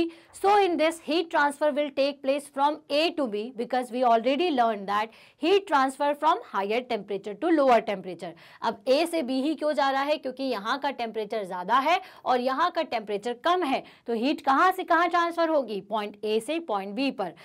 Heat from side A starts losing heat and side B will gain heat, ठीक है। अब यहाँ पर जो साइड A है उसका जो टेम्परेचर है धीरे धीरे कम होता जाता है। कम मतलब ये कि अगर कैंडल को ऑफ कर दिया तो उसके बाद ये पहले तो मैक्सिमम रहेगा लेकिन फिर धीरे धीरे कम होगा। क्यों कम होगा? क्योंकि ये अपना टेम्परेचर किसको देती जा रही है? पॉइंट B को। यहाँ से मान लीजिए मैंने कैंडल को ऑफ कर दिया, ठीक है। जैसे यहाँ से कैंडल ऑफ हो जाएगी तो अब टेम्परेचर, मान लीजिए कि आपने इसको जलाया, इसको गर्म किया और छोड़ दिया, ठीक है। मतलब कि इतना आपने वेट नहीं किया कि B तक ये टेम्परेचर पहुंचे। अब आपने इसको बंद कर दिया तो क्या होगा? यहाँ पे मान लीजिए टेम्परेचर बढ़ गया, तुरंत ही आपने इसको कैंडल को ऑफ कर दिया। थोड़ी टाइम बाद आप क्या देखोगे? फिर से रॉड को उठा करके देखोगे तो पूरा का पूरा रॉड आपको गर्म लगेगा। क्यों गर्म लगता है? क्योंकि इसका जो टेम्परेचर है वो ट्रांसफर हो रहा है कोल्ड बॉडी पर, क्योंकि ये हॉट पॉइंट है और ये पूरा का पूरा कैसा था? इसके लिए कोल्ड पॉइंट था। तो ये धीरे धीरे धीरे धीरे अपना पूरा टेम्परेचर जो है वो पास करती जाएगी। लेकिन कैसे पास करेगी? इतना पास करेगी कि मान लीजिए पहले था 40 डिग्री सेल्सियस लेकिन अब कितना बचेगा? 10 डिग्री सेल्सियस। तो अगर आप कहीं पर भी रॉड में टेम्परेचर निकालोगे तो वो 10 डिग्री सेल्सियस ही रहेगा। आई बात समझ में? तो जो टेम्परेचर है वो हमेशा कहाँ से कहाँ फ्लो होता है? हॉट से कोल्ड की तरफ, ठीक है। चलिए, तो ये तो हो गया आपका कंडक्शन का concept. So temperature at side A will decreases and that on side B will increases, which because it is gaining heat, but after some time the temperature will become equal on both the sides. जैसा मैंने अभी आपको बताया, the situation is called a steady state and after this no transfer of heat will take place. Well, ये situation जहाँ पर आपका जो टेम्परेचर है उसके बाद फर्दर ट्रांसफर नहीं होता उसको हम कहते हैं स्टडी स्टेट, जिसके बाद बिल्कुल भी हीट ट्रांसफर नहीं होती है, because conduction comes into act only if there is a temperature difference. क्योंकि कंडक्शन कब होता है? जब वहां पर टेम्परेचर डिफरेंस हो, ठीक है। तो कंडक्शन के लिए जो इंपॉर्टेंट पॉइंट्स है आपको समझना है वो क्या है? पहली चीज तो कंडक्शन जो है वो सॉलिड्स में सबसे ज्यादा होता है, सॉलिड्स में ही होता है मैक्सिमम टाइम, ठीक है। कंडक्शन का मतलब क्या होता है? हीट का एक पॉइंट से दूसरे पॉइंट तक ट्रांसफर होना, हॉट पॉइंट से कोल्ड पॉइंट तक ट्रांसफर होना कंडक्शन कहलाता है। कंडक्शन तभी होगा जब दो पॉइंट के बीच में टेम्परेचर डिफरेंस हो। अगर टेम्परेचर डिफरेंस नहीं है, दोनों पॉइंट सेम टेम्परेचर के हैं, तो हीट फर्दर ट्रांसफर नहीं होती। हीट तब तक ट्रांसफर होती है जब तक पूरे ऑब्जेक्ट का टेम्परेचर इक्वल ना हो जाए। क्लियर? आई बात समझ में? तो कंडक्शन किस में ज्यादा होगा? सॉलिड्स में। अब आ जाते हैं अपन कन्वेक्शन के ऊपर। तो भाई सॉलिड्स की तो हमने बात कर ली कि भाई सॉलिड की अगर बात करें तो कंडक्शन उसमें होगा, इसलिए जो गुड कंडक्टर्स होंगे वो कौन कौन से होंगे? गुड कंडक्टर्स होंगे जो कि हीट को एक पॉइंट से दूसरे एंड तक आसानी से ट्रांसफर कर दे। तो उसके हिसाब से हमने निकाला कंडक्टर्स ऑफ हीट, जो कि थे आपके metals like aluminium, iron, steel, ठीक है। तो ये सभी, या कॉपर, ये सभी क्या है? ये सभी कंडक्टर्स ऑफ हीट थे। इसी से निकल के आया कि भाई ऐसी भी चीजें होती हैं जो कि कंडक्ट ना करें, मतलब एक पॉइंट से, एक एंड से दूसरे एंड तक हीट को ट्रांसफर नहीं करते। तो वो कौन से होते हैं? तो हमने देखा भाई वुड, प्लास्टिक, वाटर और एयर, ठीक है। बट हमने ये भी पढ़ा हुआ कि भाई पानी को भी अपन गर्म करते हैं और एयर को भी हम गर्म करते हैं, मतलब कहीं ना कहीं उसमें हीट होती है। तो फिर वो किस मेथड से होती है? तो वो कंडक्शन से नहीं होकर के दूसरी मेथड होती है कन्वेक्शन और रेडिएशन। तो चलिए पढ़ते हैं कन्वेक्शन के बारे में। The method of transferring heat by the movement of the particle of substance away from the source of heat is known as convection, ठीक है। इस लाइन का मतलब क्या है? The method of transferring heat by the movement of particle of substance, ठीक है, away from the source of heat। अब यहाँ अगर डायग्राम पे देखो, ठीक है, तो यहाँ पे जो जो लाइन लिखी हुई है मैं आपको बताती हूँ। सबसे पहले तो सोर्स ऑफ हीट कौन है? ये देखिए, ये जहां से हमें हीट मिल रही है, सोर्स ऑफ हीट मतलब कि आपका जो गैस का बर्नर है वो, ठीक है। देन उसके बाद transferring heat by the movement of particle of the substance. यहाँ पे ये जो पार्टिकल मूवमेंट, सब्सटेंस क्या है? तो सब्सटेंस है ये पानी या जो भी चीज यहाँ पे गर्म हो रही है, ठीक है। तो सब्सटेंस क्या हो गया आपका? वाटर, ठीक है। अब मूवमेंट ऑफ पार्टिकल मतलब इसके जो पार्टिकल हैं सब्सटेंस के, उनका मूवमेंट, किसका? The movement of particle of substance away from the source of heat. Away from the source of heat मतलब कि यहाँ पे जो पार्टिकल्स रहे होंगे, ठीक है, जब वो मूव हुए होंगे सरफेस से ऊपर की तरफ, और इनके मूवमेंट से जो पानी गर्म हुआ है उसको हम कन्वेक्शन कहते हैं। अब इस चीज को थोड़ा सा समझते हैं। देखिए, कोई भी चीज जो है वो छोटे छोटे पार्टिकल से मिलकर के बनी हो, चाहे वो एयर हो चाहे वो वाटर हो, ठीक है। जैसे कि अब यहाँ पे मैं आपको समझाती हूँ एक थोड़े से डायग्राम के थ्रू। तो मान लीजिए कि एक सेकेंड, ये पानी का एक बर्तन है, ठीक है, जिसमें यहाँ पर भरा हुआ है पानी, ठीक है। अब जैसा मैंने आपसे कहा कि हर एक चीज जो है वो पार्टिकल से मिलकर के बनी हुई होती है, ठीक है। अब मान लीजिए कि यहाँ पर जो नीचे वाले पार्टिकल्स हैं पानी के, ठीक है, जैसा कि आप यहाँ देख पा रहे होंगे, ये पानी के जो नीचे वाले पार्टिकल्स हैं ये सब नीचे हैं, ठीक है। अब यहाँ पे मैंने क्या कर दिया, एक फ्लेम जलाई, ठीक है, यहाँ पे इस तरह से, ठीक। तो क्या होता है कि पानी में ये कन्वेक्शन की प्रोसेस कैसे होती है इसको समझिएगा। यहाँ के जो पार्टिकल्स हैं सबसे पहले ये क्या हो जाएंगे, ये हीट अप होना शुरू हो जाएंगे, ठीक है। जब ये हीट अप होंगे तो पानी जो है जब बॉयल हो जाता है या कोई भी पार्टिकल जब गर्म हो जाता है तो वो थोड़ा सा हल्का हो जाता है। हल्का मतलब उसका वेट लाइट हो जाता है। तो ये अपनी जगह को छोड़ करके ऊपर की जगह से शिफ्ट हो जाएंगे। कहाँ शिफ्ट हो जाएंगे? ऊपर, ठीक। अब ये वाली लेयर हो गई खाली। अब यहाँ पे क्या होगा, इसके ऊपर जो पार्टिकल रहे होंगे, मान लीजिए कि इसके ऊपर जो पार्टिकल्स थे वो थे ये, ठीक है। तो अब ये पार्टिकल जैसे ही ये ऊपर होना शुरू होंगे, ये इनकी यहाँ से जगह लेना शुरू कर देंगे, ठीक है। ये जगह लेना शुरू करेंगे और फिर ये क्या करेंगे, गर्म होंगे और ये ऊपर उठना शुरू हो जाएंगे। तो इनके ऊपर की जो लेयर है वो नीचे आ जाएगी। तो इस तरह से लेयर टू लेयर जो है पार्टिकल्स की वो गर्म होती जाती है। और इस तरह से मतलब अगर अपन इसका एक सिस्टमैटिक अगर अपन इसका फ्लो बनाए तो जो पानी के जो पार्टिकल्स हैं वो ऐसे पहुंचते हैं और जो गर्म होकर के जाते हैं वो कुछ इस तरह से ऊपर की तरफ उठते जाते हैं, ठीक है। और ऐसे layer to layer, particle to particle ये गर्म होते होते हल्के होकर के ऊपर उठते जाते हैं और जो ठंडे पार्टिकल्स हैं वो नीचे आकर के गर्म होते हैं और फिर ऊपर उठ जाते हैं, ठीक है। तो इस तरह से जब पूरा का पूरे पार्टिकल्स जो हैं वो गर्म हो जाते हैं तो पानी पूरा गर्म कहलाने लग जाता है। और तो और फिर थोड़े टाइम बाद जब सबका टेम्परेचर बराबर होगा तो उसके बाद जो वाटर है वो बॉयल होना शुरू हो जाता है, क्योंकि इसके बाद कोई फर्दर चेंज नहीं होता टेम्परेचर में, ठीक है। उसके बाद 100 डिग्री सेल्सियस ही रहता है। अब इसी प्रॉपर्टी की वजह से आप जैसे कभी कभी देखते हो कि आपने कभी पानी की रॉड लगाई होगी, ठीक है। तो जब आप पानी की रॉड लगाते हो तो क्या देखते हो कि नीचे का पानी तो गर्म हो जाता है, लेकिन ऊपर जो पानी है वो ठंडा लगता है। क्यों? क्योंकि जो नीचे के पार्टिकल हैं वो गर्म होकर के जब ऊपर आते हैं तब तक उसके टेम्परेचर में और नीचे के टेम्परेचर में चेंजेस होता है। या फिर नॉर्मली जब आप गैस स्टोव में पानी को रखते हो या अपने गैस बर्नर पर पानी को रखते हो तो आप देखते हो कि कुछ बुलबुले टाइप, ठीक है, बबल्स टाइप जो है वो आपको ऊपर उठते दिखाई देते हैं। वो क्यों होता है? क्योंकि जो नीचे वाली सतह पर, जो नीचे सरफेस पर जो पानी है, सबसे पहले वो पार्टिकल गर्म होंगे, वो ऊपर उठेंगे। जैसे ही वो ऊपर उठते हैं तुरंत से नीचे जो ठंडे वाले पार्टिकल है वो आते हैं, वो फिर गर्म होते हैं, और इस तरह से पूरा सर्कुलेशन जो है, पूरा कन्वेक्शन जो है पानी के अंदर या लिक्विड के अंदर चलता जाता है, और पूरा का पूरा जो लिक्विड है आपका वो गर्म हो जाता है। बॉइलिंग कंडीशन कैसी होती है कि जब सब पार्टिकल्स का पूरा पानी एक ही टेम्परेचर का हो जाएगा, इसका मतलब कि फर्दर उसमें चेंज नहीं होते, इसलिए आपको वो बॉईल होते दिखाई देते हैं, ठीक है। समझ में आया ये कॉन्सेप्ट? और इसी वजह से क्या होता है कि जब आप पानी को गर्म करते हो तो नीचे आपको ज्यादा गर्म और ऊपर थोड़ा सा ठंडा लगता है, ठीक है। क्यों? क्योंकि वो पार्टिकल ऊपर नीचे नहीं हो पाए होते हैं, ठीक है, बॉयल होने के पहले, ठीक है। तो यही कारण है कि पानी जो है वो क्यों इस तरह से बिहेव करता है। और दूसरी चीज़ कि इसमें जो पानी या लिक्विड का जो गर्म होना है या लिक्विड में जो हीट का ट्रांसफर है वो कन्वेक्शन के थ्रू होता है। तो कन्वेक्शन समझ में आया? The method of transferring heat by the movement of particle. अब आप इस लाइन को समझ गए होंगे कि मूवमेंट ऑफ पार्टिकल का मतलब क्या है। तो the method of transferring the heat by the movement of particle of the substance away from the source of heat is known as convection. The movement of particle away from the source is known as convection.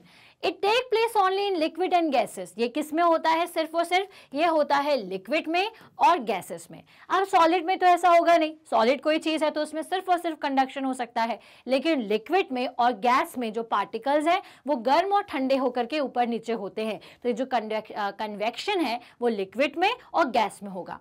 On heating the water, the part of it near the flame gets heated up and expand. ठीक है, क्या होता है? Heat up होता है, expand हो जाता है। कोई भी चीज गर्म होती है, हल्की होती है, दैट मीन्स कि वो एक्सपांड हो रही है। एयर के साथ भी यही होता है कि एयर जब गर्म होती है तो वो एक्सपांड हो जाती है और ऊपर उठने लग जाती है। इसी तरीके से पानी के जो मॉलिक्यूल्स है, जब पानी का जो पार्ट है जब वो हीट अप होता है तो वो एक्सपांड होगा और ऊपर उठ जाएगा, due to which it becomes less dense and consequently rises up. Dense कम होगा और ऊपर की तरफ उठना शुरू हो जाएगा। पॉइंट सारे समझ में आते जाएंगे क्योंकि हम समझ चुके हैं basic concept. This creates a vacuum and the cold water from the side slides down to occupy the space near the flame. ठीक है, और इसी से क्या होगा कि एक वैक्यूम नीचे क्रिएट हो जाएगा। वैक्यूम मतलब खाली जगह, और the cold water from the side, ठीक है, slides down to occupy the space near the flame. और जो फ्लेम के पास कौन सा पानी आ जाएगा? ठंडा पानी, जो कि ज़्यादा डेंस है, जो कि ठंडा है, वो नीचे फ्लेम के पास आएगा और फिर वो भी गर्म होगा, एक्सपांड होगा तो ऊपर जाएगा और फिर दूसरी लेयर आ जाएगी। समझ में आया? तो इस तरह से ये जो पूरी प्रोसेस है कन्वेक्शन की लिक्विड के अंदर होती है और लिक्विड आपका हीटअप होता है।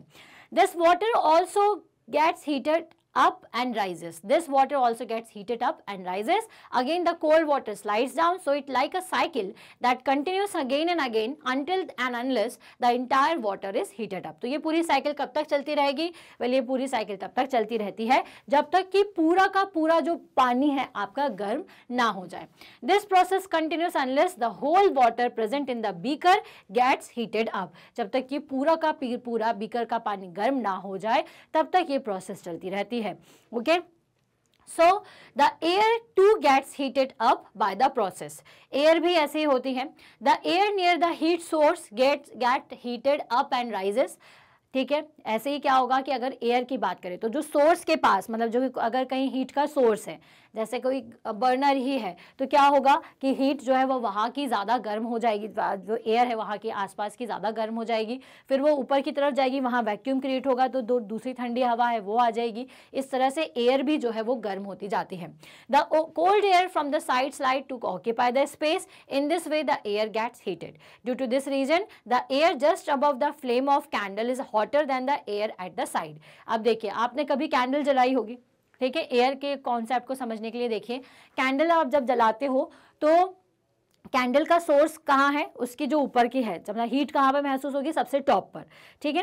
तो जब यहाँ पर आप महसूस करते हो तो आपको गर्म लगता है। तो क्यों गर्म लगता है वो? क्योंकि वहाँ की एयर गर्म हो चुकी है, ठीक है। तो मतलब जो बिल्कुल सोर्स के पास है वो पहले गर्म होगी और फिर जैसे ही वो गर्म होती है, थोड़ी सी ऊपर उठती, दूसरी एयर आ जाती है, वो गर्म होती है, ऊपर उठती, दूसरी एयर आ जाती है, फिर वो ठंडी होती है, फिर वो नीचे आ जाती है। तो ये जो प्रोसेस है, साइकिल है, वो चलता रहता है और इस तरह से हीट जो है वो एयर में और लिक्विड दोनों में ट्रांसफर हो जाती है। तो लिक्विड और गैस में जो हीट ट्रांसफर होती है, इस तरह से पार्टिकल के ऊपर गर्म होकर के, एक्सपैंड होकर के अपनी स्पेस को छोड़ने से, उस मेथड को आप कन्वेक्शन की मेथड कहते हो, ठीक है।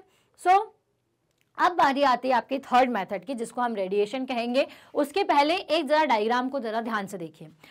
मान लीजिए आपका एक गैस स्टोव है, ठीक है, इलेक्ट्रिक स्टोव है ना, जिसमें से क्या किया आपने कि यहाँ पर पतीले को गर्म किया थ्रू रेडिएशन। अब ये रेडिएशन वर्ड क्या है ज़रा देखेंगे। इसके पहले आप देखिए कि जब आपने इसके ऊपर पतीला गर्म किया तो अंदर हो रहा है इसमें कन्वेक्शन, क्योंकि वाटर मॉलिक्यूल गर्म हो रहे हैं, ऊपर उठ रहे हैं, ठंडे मॉलिक्यूल अपनी जगह ले रहे हैं और इस तरह से पूरा का पूरा पानी जो है आपका गर्म होता जा रहा है। ये जो पतीला गर्म हो गया ड्यू टू दिस फ्लेम, इस फ्लेम की वजह से तो ये हीट अपनी इस हैंडल में ट्रांसफर करता जा रहा है, तो ये है कंडक्शन। अब आसपास आप इसके रहते हो तो आपको गर्माहट महसूस होती है या नहीं, ठीक है। तो वो क्यों होती है? वो होती है ड्यू टू रेडिएशन। किसकी वजह से होती है वो? रेडिएशन के कारण। तो आगे जो मेथड है, आगे जो हीट ट्रांसफर की मेथड है वो यही है रेडिएशन, जो कि एक तरीके के आप समझ सकते हो, आप नहीं बोलते हो कि यार बहुत तेज आंच लग रही है, बहुत तेज हमें गर्म लग रहा है, ऐसा लगता है कि स्किन जल जाएगी, तो वो किसकी वजह से होता है? वो होता है रेडिएशन के कारण। तो रेडिएशन को कहाँ देखा है आपने? सबसे अच्छा एग्जाम्पल है आपका सन, ठीक है।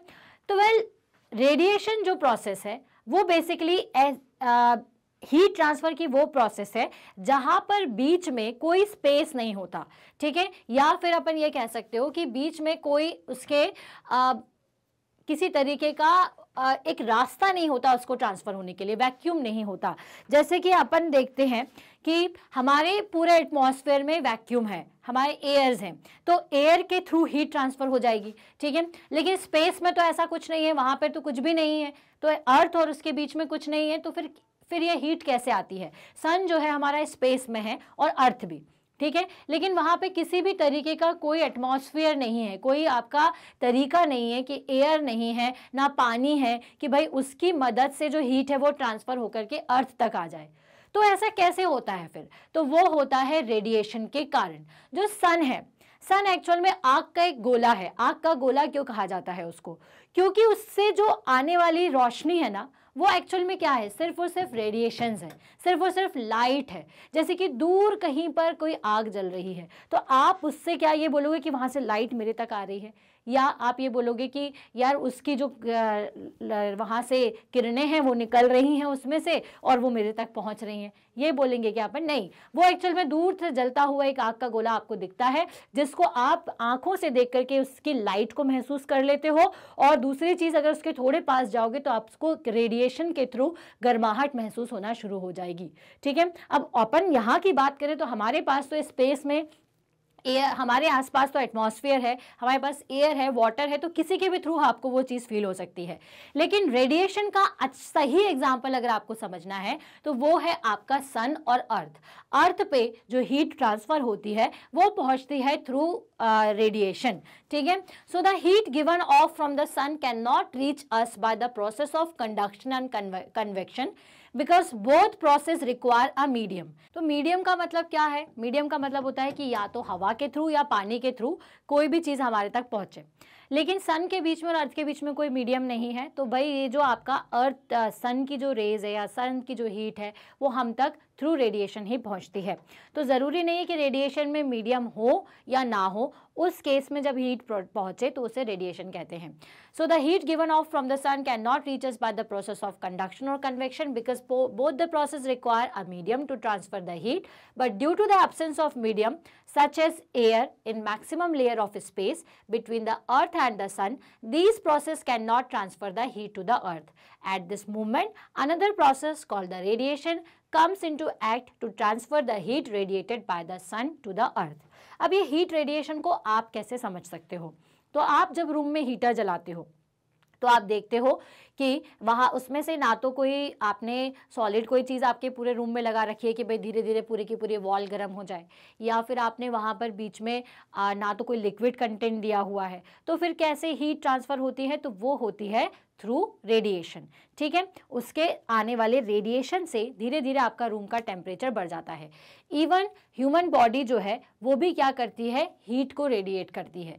रेडिएट मतलब बाहर निकालती है। कैसे बाहर निकालती है? तो आपने देखा होगा कि अगर आप अकेले कमरे में हैं या किसी ऐसे कमरे में जाते हैं जहाँ पर अकेला इंसान बैठा है तो वो कमरा आपको नॉर्मल लगता है, लेकिन अगर मान लीजिए कमरा थोड़ा छोटा है, वहाँ पर बहुत सारे लोग बैठे हुए हैं, तो वहाँ पर आपको थोड़ी ह्यूमिडिटी सी लगती है, गर्म सा लगता है वो। क्यों? क्योंकि ह्यूमन बॉडी भी जो है अपना टेम्परेचर जो है वो बाहर निकालती है, रेडिएट करती है, क्योंकि वो हॉट ऑब्जेक्ट है एज कंपेयर टू एटमॉस्फेयर। ठीक है, तो वो क्या करेगी? अब जो आपका हीट है वो हमेशा कहाँ से कहाँ ट्रांसफ़र होता है? हॉट से कोल्ड बॉडी की तरफ। तो आपकी बॉडी हॉट बॉडी हो जाती है उस टाइम पे, और जो आपका एटमॉस्फेयर वो कोल्ड है, तो आपकी जो बॉडी है वो भी क्या कर रही होती है? हीट ट्रांसफ़र कर रही होती है। तो ये जो पूरा हीट का ट्रांसफ़र है विदाउट सोर्स, विदाउट मीडियम, या फिर जो आपको फील होता है वो आपका सारा रेडिएशन है।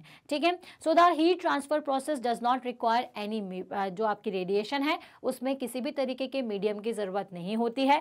एक्चुअल में ये जितनी भी रेज आती है वो इलेक्ट्रोमैग्नेटिक वेव्स होती हैं, जिसका कॉन्सेप्ट आप थोड़ी बड़ी क्लास में पढ़ोगे। ठीक है, there characteristics is that they can travel through the vacuum and travel with the speed of the light. Electromagnetic waves जो है वो वैक्यूम में भी ट्रेवल कर सकती हैं, और इनकी स्पीड जो है वो 3 × 10⁸ मीटर पर सेकेंड होती है, light of speed of light के बराबर।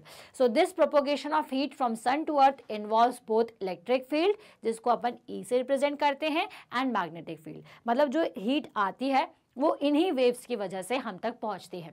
Not only son but all hot bodies radiate heat. जितनी भी हॉट बॉडीज हैं वो सभी हीट को रेडिएट करती हैं। That can B propagate through the medium और इवन इन द वैक्यूम। ये वैक्यूम में भी हो सकता है और मीडियम में भी।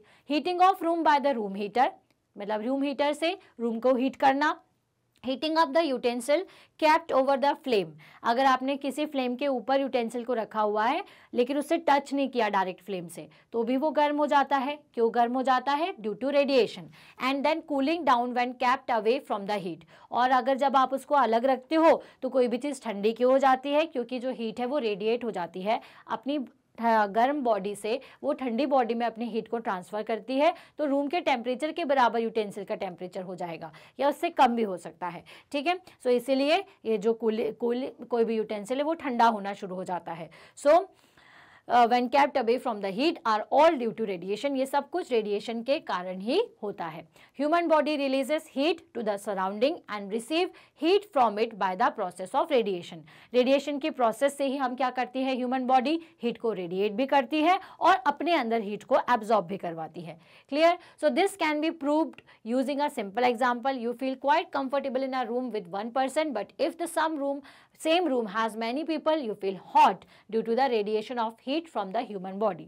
All hot bodies radiate heat which falls on the nearby object. ठीक है, तो इसका मतलब हमें ये समझ में आना चाहिए कि हर गर्म चीज़ जो है वो हीट को रेडिएट करती है। ठीक है, इसी वजह से जो आग जल रही होती है उसको आप दूर से ही सेक लेते हो, उस दूर से ही आपको वो फील हो जाती है because of radiation.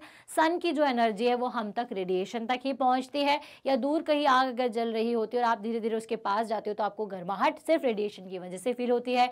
Even room में चलने वाला हीटर या फिर जितने भी आपके ये जो जितने भी आपके ऐसे अप्लायंसेज हैं जो कि आपको हीट ट्रांसफर कर रहे होते हैं, वो सभी रेडिएशन से ही करते हैं। इवन आपकी ह्यूमन बॉडी भी हीट रेडिएट करती है। तो इसका कहने का सिंपल सा मतलब है सारी की सारी हॉट ऑब्जेक्ट हीट को रेडिएट करेंगे। क्लियर? तो ये पॉइंट आपको जरूर याद रखना है। ओके, चलिए। The object absorbs some part of heat and reflects some part of the heat and transmits some part of the heat falling on them. अब कोई भी ऑब्जेक्ट है वो पूरी हीट को जैसे कि लाइट के बारे में आप पढ़ते हो कि लाइट जो है वो किसी भी चीज़ पे पड़ती है और वहाँ से क्या हो जाएगी, डिस्प्लेस हो जाएगी, तो आपको दिखने लगती है। वो भी एक एनर्जी है। तो हीट भी एक फॉर्म ऑफ एनर्जी है। तो कुछ पार्ट जो है हीट का वो तो कोई भी बॉडी एब्जॉर्ब कर लेगी, कुछ पार्ट को वो क्या करेगी, रिफ्लेक्ट कर देगी, और कुछ पार्ट को ट्रांसमिट कर देती है। The temperature of the object increases due to the absorb part of the heat. और जो टेम्परेचर बढ़ता है, जैसे कि अगर मैं एक रूम में बैठी हुई हूँ तो इस रूम का टेम्परेचर कुछ है, मान लीजिए कोई एक ऐसी गर्म चीज़ है जो मेरे आसपास रखी हुई है, ठीक है। तो पूरा का पूरा टेम्परेचर तो मैं एब्जॉर्ब नहीं कर लूँगी। मेरी बॉडी क्या करेगी, कुछ टेम्परेचर को एब्जॉर्ब करेगी, कुछ को ट्रांसमिट कर देगी, और कुछ को क्या कर देगी, वापस से रिफ्लेक्ट कर देगी, ठीक है। तो इस वजह से क्या होगा कि जितना मेरा टेम्परेचर कौन सा होगा, सिर्फ वो टेम्परेचर जो कि मेरी बॉडी एब्जॉर्ब कर रही है वही टेम्परेचर मेरा एक्चुअल टेम्परेचर होगा जो कि मैंने एब्जॉर्ब किया है, ठीक है। तो रेडिएशन का कॉन्सेप्ट इतना टफ नहीं है, आसान है। बस इतना याद रखिए कि जिसमें आपको ज़रूरी नहीं है कि कोई मीडियम दिया गया हो, और तो भी अगर आप हीट को महसूस कर रहे हो तो वो होता है heat transfer due to radiation. Heat transfer due to radiation के एग्जाम्पल दे दीजिएगा। सन से आने वाली एनर्जी जो है, सन से आने वाली जो हीट है अर्थ तक रेडिएशन से ही पहुंचती है। और भी जितने एग्जांपल्स मैंने आपको बताए थे वो सभी आपको याद रखना है, ठीक है। तो ये था आपका रेडिएशन का कॉन्सेप्ट। अगर आप इस डायग्राम को ध्यान से देखोगे तो इसमें आपको बेहतर रेडिएशन समझ में आएंगे कि जब आप गर्म कोई चीज़ करते हो तो आसपास जो चीज़ फील होती है वो रेडिएशन है। पानी जो बॉयल हो जाता है वो कन्वेक्शन है, और जो आपका पूरा पतीला या जो भी आपका यूटेंसिल है जब वो पूरा गर्म हो जाए तो वो होता है उसका कंडक्शन, ठीक है। तो यहां से हमने देख लिया कि भाई हीट जो है वो तो ट्रांसफर हो जाएगी, चाहे मीडियम हो या नहीं हो, चाहे एयर हो, चाहे लिक्विड हो, चाहे सॉलिड हो, बस उसका तरीका अलग अलग है। एनर्जी को अपन डिस्ट्रॉय तो कर नहीं सकते। एनर्जी की जो डेफिनेशन हमने पढ़ी हुई है कि एनर्जी को आप डिस्ट्रॉय नहीं कर सकते हो, लेकिन वो एक फॉर्म से दूसरे फॉर्म में जरूर कन्वर्ट हो सकती है या एक जगह से दूसरी जगह ट्रांसफर हो सकती है। तो हीट भी एनर्जी है। तो अगर अपने आसपास हीट है तो वो जरूर कहीं ना कहीं एक जगह से एक हॉट बॉडी से कोल्ड बॉडी में ट्रांसफर हो गई होगी, लेकिन डिस्ट्रॉय नहीं होती, ठीक है। चलिए, अब इसी हीट ट्रांसफर से एक कॉन्सेप्ट निकल के आता है सी ब्रीज और लैंड ब्रीज का, ठीक है। तो जितने भी कोस्टल एरियाज होते हैं, कोस्टल एरियाज मतलब सी के नियर अबाउट जितने भी एरियाज हैं, ठीक है, वहाँ पे जनरली जो लोग घर बनाते हैं तो वो अपनी विंडो सी फेसिंग पर रखते हैं। कहाँ रखते हैं? Sea facing. अब दो फायदे हैं, एक तो दिखता बहुत अच्छा है भाई, आप जैसे विंडो पे खड़े होंगे तो आपको पूरा सी नजर आएगा। और मेन रीजन इसका क्या है? तो मेन रीजन आइए मैं आपको बताती हूँ। अब दिन के टाइम पर क्या होता है, दिन के टाइम पर सन की एनर्जी होती है, सन से आने वाली हीट होती है। तो उस हीट की वजह से जो आपका सरफेस है, जो आपका लैंड है, वो जल्दी गर्म हो जाता है। क्या हो जाता है? गर्म हो जाता है। और इसको भी इस कॉन्सेप्ट से मैं आपको समझाती हूँ, थोड़ा ध्यान से देखिएगा, ठीक है। मान लीजिए ये है आपका लैंड एरिया, ठीक है, और ये है सी, ठीक है। पास में क्या है? यहाँ पर सी है। अब दिन के टाइम में क्या हुआ भाई? सन की एनर्जी थी, ठीक है। अब ये जो सन है ये क्या करेगा? अपनी एनर्जी को रिलीज करेगा, हीट एनर्जी इससे आ रही है। तो जो सरफेस है ना वो जल्दी गर्म हो जाती है, ठीक है। यहाँ पे क्या हो गई? सरफेस आपकी हॉट हो गई, गर्म हो गई, वार्म हो गई, ठीक है। चलिए, तो अपन ने यहाँ पर लिख दिया वार्म। अब ये जल्दी गर्म हो जाएगी एज कंपेयर टू वाटर, ठीक है। सो ये सरफेस गर्म हो गई, तो इसकी वजह से क्या होगा कि यहाँ पे जो हवा है, यहाँ पे जो एयर है वो जल्दी गर्म होगी। क्यों? क्योंकि यहाँ पर सरफेस है और यहाँ की जो एयर है वो इतना ठंडी रहेगी। तो अब यहाँ पर क्या हुआ कि दिन के टाइम पर जब सरफेस जल्दी गर्म हो गई तो उसके पास जो एयर थी वो जल्दी गर्म हो गई। गर्म होने की बजाय क्या हो के कारण क्या होगी? वो एक्सपांड होगी और ऊपर की तरफ उठना शुरू कर देगी, ठीक है। ये कॉन्सेप्ट अपन ने पढ़ा हुआ है। ये ऊपर की तरफ उठना शुरू हो गई। तो अब जब ये यहाँ से ऊपर उठ करके चली गई तो यहाँ पर जगह हो गई खाली, ठीक है, यहाँ पर क्या क्रिएट हो गया, वैक्यूम क्रिएट हो गया। तो ये जो जितनी भी गर्म गर्म हवाएं थी, ये जो वार्म एयर थी, ये कहाँ चली गई है, ऊपर की तरफ। ठीक है, तो अब यहाँ जैसे ही जगह खाली दिखी, यहाँ पे जो ठंडी ठंडी हवाएं थी, ठीक है, जो कि सी के ऊपर थी, है ना, लैंड के ऊपर ना होकर के सी के ऊपर थी। अब ये जो ठंडी हवाएं हैं, ये यहाँ से उठ करके, सी से उठ करके कहाँ आ जाएंगी, इस लैंड पर आना शुरू कर जाएंगी। ठीक है, और फिर गर्म होंगी, फिर ये ऊपर जाएंगी, और ये ठंडी होकर के किस साइड जाएंगी, फिर ये सी की तरफ जा करके फिर से उस तरफ आ जाती। तो इस तरह से ये जो पूरा एयर का सर्कुलेशन है वो बनता जाता है। आई बात समझ में कैसे होता है कि जब हवा गर्म हुई तो वो ऊपर उठी, तो जिसकी वजह से जो सी की ठंडी हवा थी वो यहाँ आ गई। तो यही कारण है कि अगर आपने घर आपका, तो आप सरफेस पर ही बनाओगे ना, सी के ऊपर तो बनाओगे नहीं। तो जब आपका घर सी लैंड के ऊपर रहता है और विंडो अगर सी फेसिंग की है, ठीक है, तो क्या होगा, जितनी भी ठंडी हवा है वो सी से डायरेक्ट कहाँ आएगी, आपकी विंडो के अंदर। ठीक है, समझ में आई बात, क्योंकि समुद्र से या सी से ठंडी हवाएं इस दौरान दिन में आपके यहाँ पर आती है। रात में बिल्कुल अपोजिट हो जाता है। रात में क्या हो जाएगा, अब भाई जितनी जल्दी जो सरफेस है वो गर्म होती है ना, उतनी जल्दी ठंडी भी हो जाती है। तो ठंडी होने की बजाय अब क्या होगा, अब पानी एज कंपेयर टू सरफेस ज़्यादा गर्म है, तो अब क्या होगा, हवा उल्टी चलेगी। कहाँ से कहाँ चलेगी, ठंडी हवा जो है वो लैंड से सी की तरफ चलेगी। ठीक है, पर रात में इतना टेम्परेचर का डिफरेंस समझ में नहीं आता, तो इसलिए इन लोगों को इतना फर्क नहीं पड़ेगा। लेकिन दिन के टाइम पर जब गर्मी रहती है तो ठंडी ठंडी हवाएं जो हैं वो सी से इनके घरों तक आ जाती है। अगर आप इसको और बेहतर तरीके से समझना चाहें तो आप इस तरह से देख सकते हैं कि यहाँ पर आप डायग्राम में देख रहे हैं सी ब्रीज और लैंड ब्रीज का मतलब क्या है। सी ब्रीज मतलब सी से आने वाली ठंडी हवाएं, लैंड ब्रीज मतलब लैंड से जाने वाली ठंडी हवाएं। तो दिन के टाइम पर क्योंकि भाई आपका लैंड ज़्यादा गर्म होता है, तो यहाँ से जो वार्म एयर है आप देख रहे हो ऊपर की तरफ उठ रही है, तो यहाँ पे वैक्यूम क्रिएट हो गया, और इस वैक्यूम को फिल करने के लिए फिर सी से जो ठंडी हवाएं हैं वो यहाँ पर आ रही है। तो अगर यहाँ पर कोई घर है तो क्या होगा, आसानी से उस घर में अगर विंडो इधर साइड पर है तो ये हवाएं जो है अपने घर पे आ जाती हैं। रात के टाइम पर क्या होता है, क्योंकि जैसे सरफेस जल्दी गर्म होती है उसी तरीके से जल्दी ठंडी भी हो जाती है, तो इसलिए ये जब ठंडी हो जाएगी तो यहाँ की हवाएं ठंडी हैं, और सी पर क्योंकि टेम्परेचर अब ज़्यादा रहेगा तो यहाँ की वार्म एयर ऊपर होंगी, इसलिए क्या होगा, अब जो हवाएं हैं वो आपके लैंड से सी की तरफ चलेगी। क्लियर हो गया, तो इससे क्या कहते हैं, हम इसे कहते हैं लैंड ब्रीज। तो भाई यहाँ पे सी ब्रीज और लैंड ब्रीज के समझने का कारण यही है कि आप देख रहे हो कि जो बॉडी ज़्यादा हॉट होती है, ठीक है, तो टेम्परेचर जो है वहाँ का ज़्यादा गर्म होता है, जिसकी वजह से जो आपका हॉट से ठंडे की तरफ किस तरह से सर्कुलेशन होता है एयर का, आप वो यहाँ से समझ सकते हो। ठीक है, तो चलिए, the lands get heated up by the heat radiated by the sun much faster than the water during the daytime. These heats up the air over the land and it expands, and hence the hot air rises up and creates a vacuum. The cool air from the sea occupy the space left by the hot air. अगर आपको लिखना है तो आप इस तरह से sea breeze के बारे में लिख सकते हैं।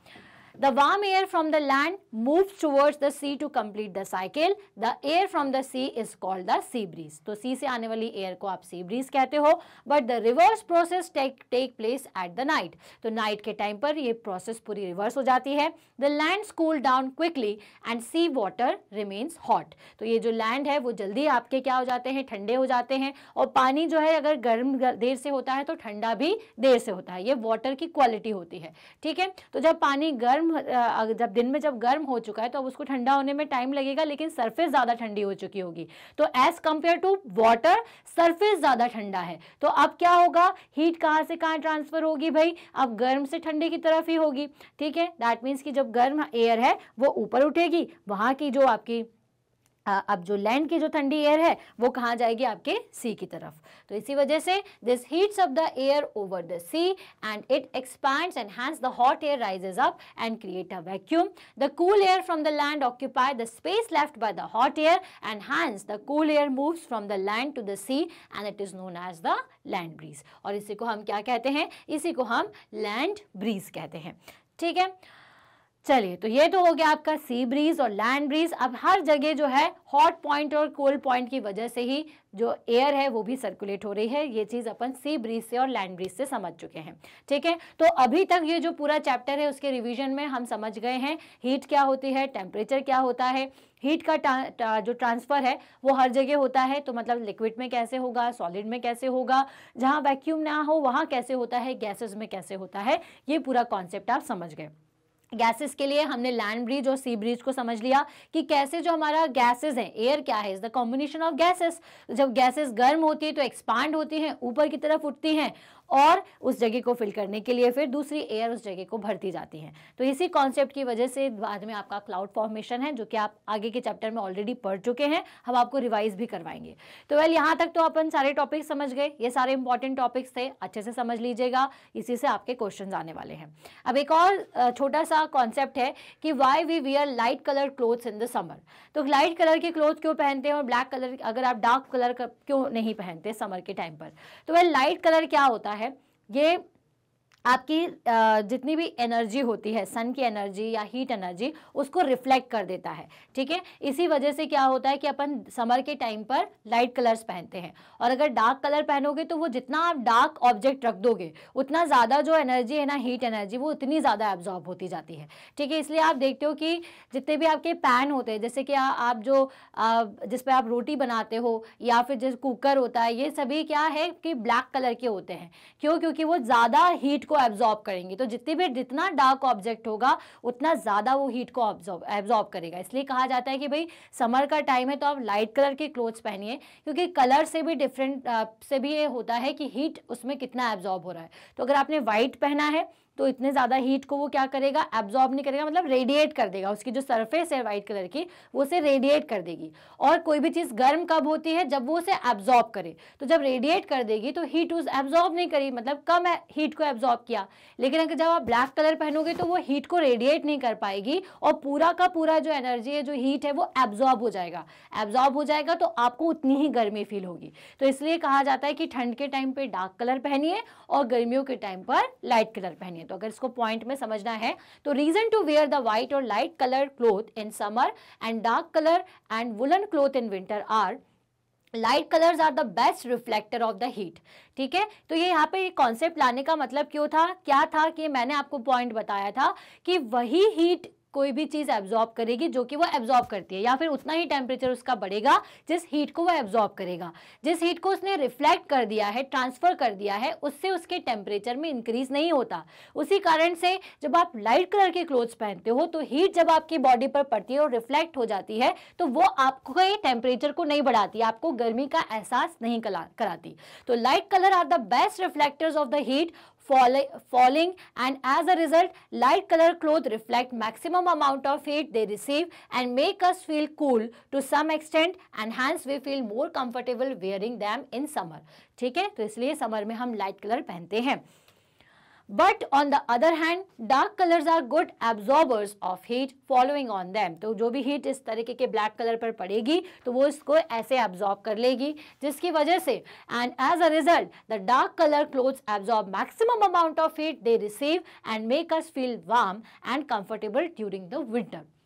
So winter seasons are also accompanied with the woolen clothes. तो भाई woolen clothes भी इसलिए हम winter season में पहनते हैं. This is due to the reason that the woolen, being a poor conductor of heat, traps the air in between the woolen fiber. The trapped air prevents the flow of heat from our body to the cold surrounding and vice versa. देखिए woolen के clothes पहनने से कैसे heat पर असर पड़ता है, तो ये bad conductors होते हैं air के भी, ठीक है, और heat के भी. तो मतलब heat को जो बॉडी आपके अंदर है, मतलब जो बॉडी की हीट आपके अंदर है, जब आप वुलन पहन लोगे तो वो हीट अंदर ही रहेगी, वो वुलन से बाहर नहीं जा पाएगी. मतलब आपकी जो गर्म बॉडी है वो उस हीट को ट्रांसफर नहीं कर पाएगी एटमॉस्फेयर में, ठंडे एटमॉस्फेयर में, क्योंकि ठंडा एटमॉस्फेयर क्या हो गया, एक ठंडा पॉइंट हो गया, कोल्ड पॉइंट हो गया, और आपकी बॉडी क्या हो गई, हॉट पॉइंट हो गई. लेकिन उसके बीच में आपने पहन लिया है वुलन, तो वुलन क्या करेगी, हीट को ट्रांसफर नहीं होने देगी, जिस वजह से आप उस ठंडे एटमॉस्फेयर में भी गर्म फील करते हो.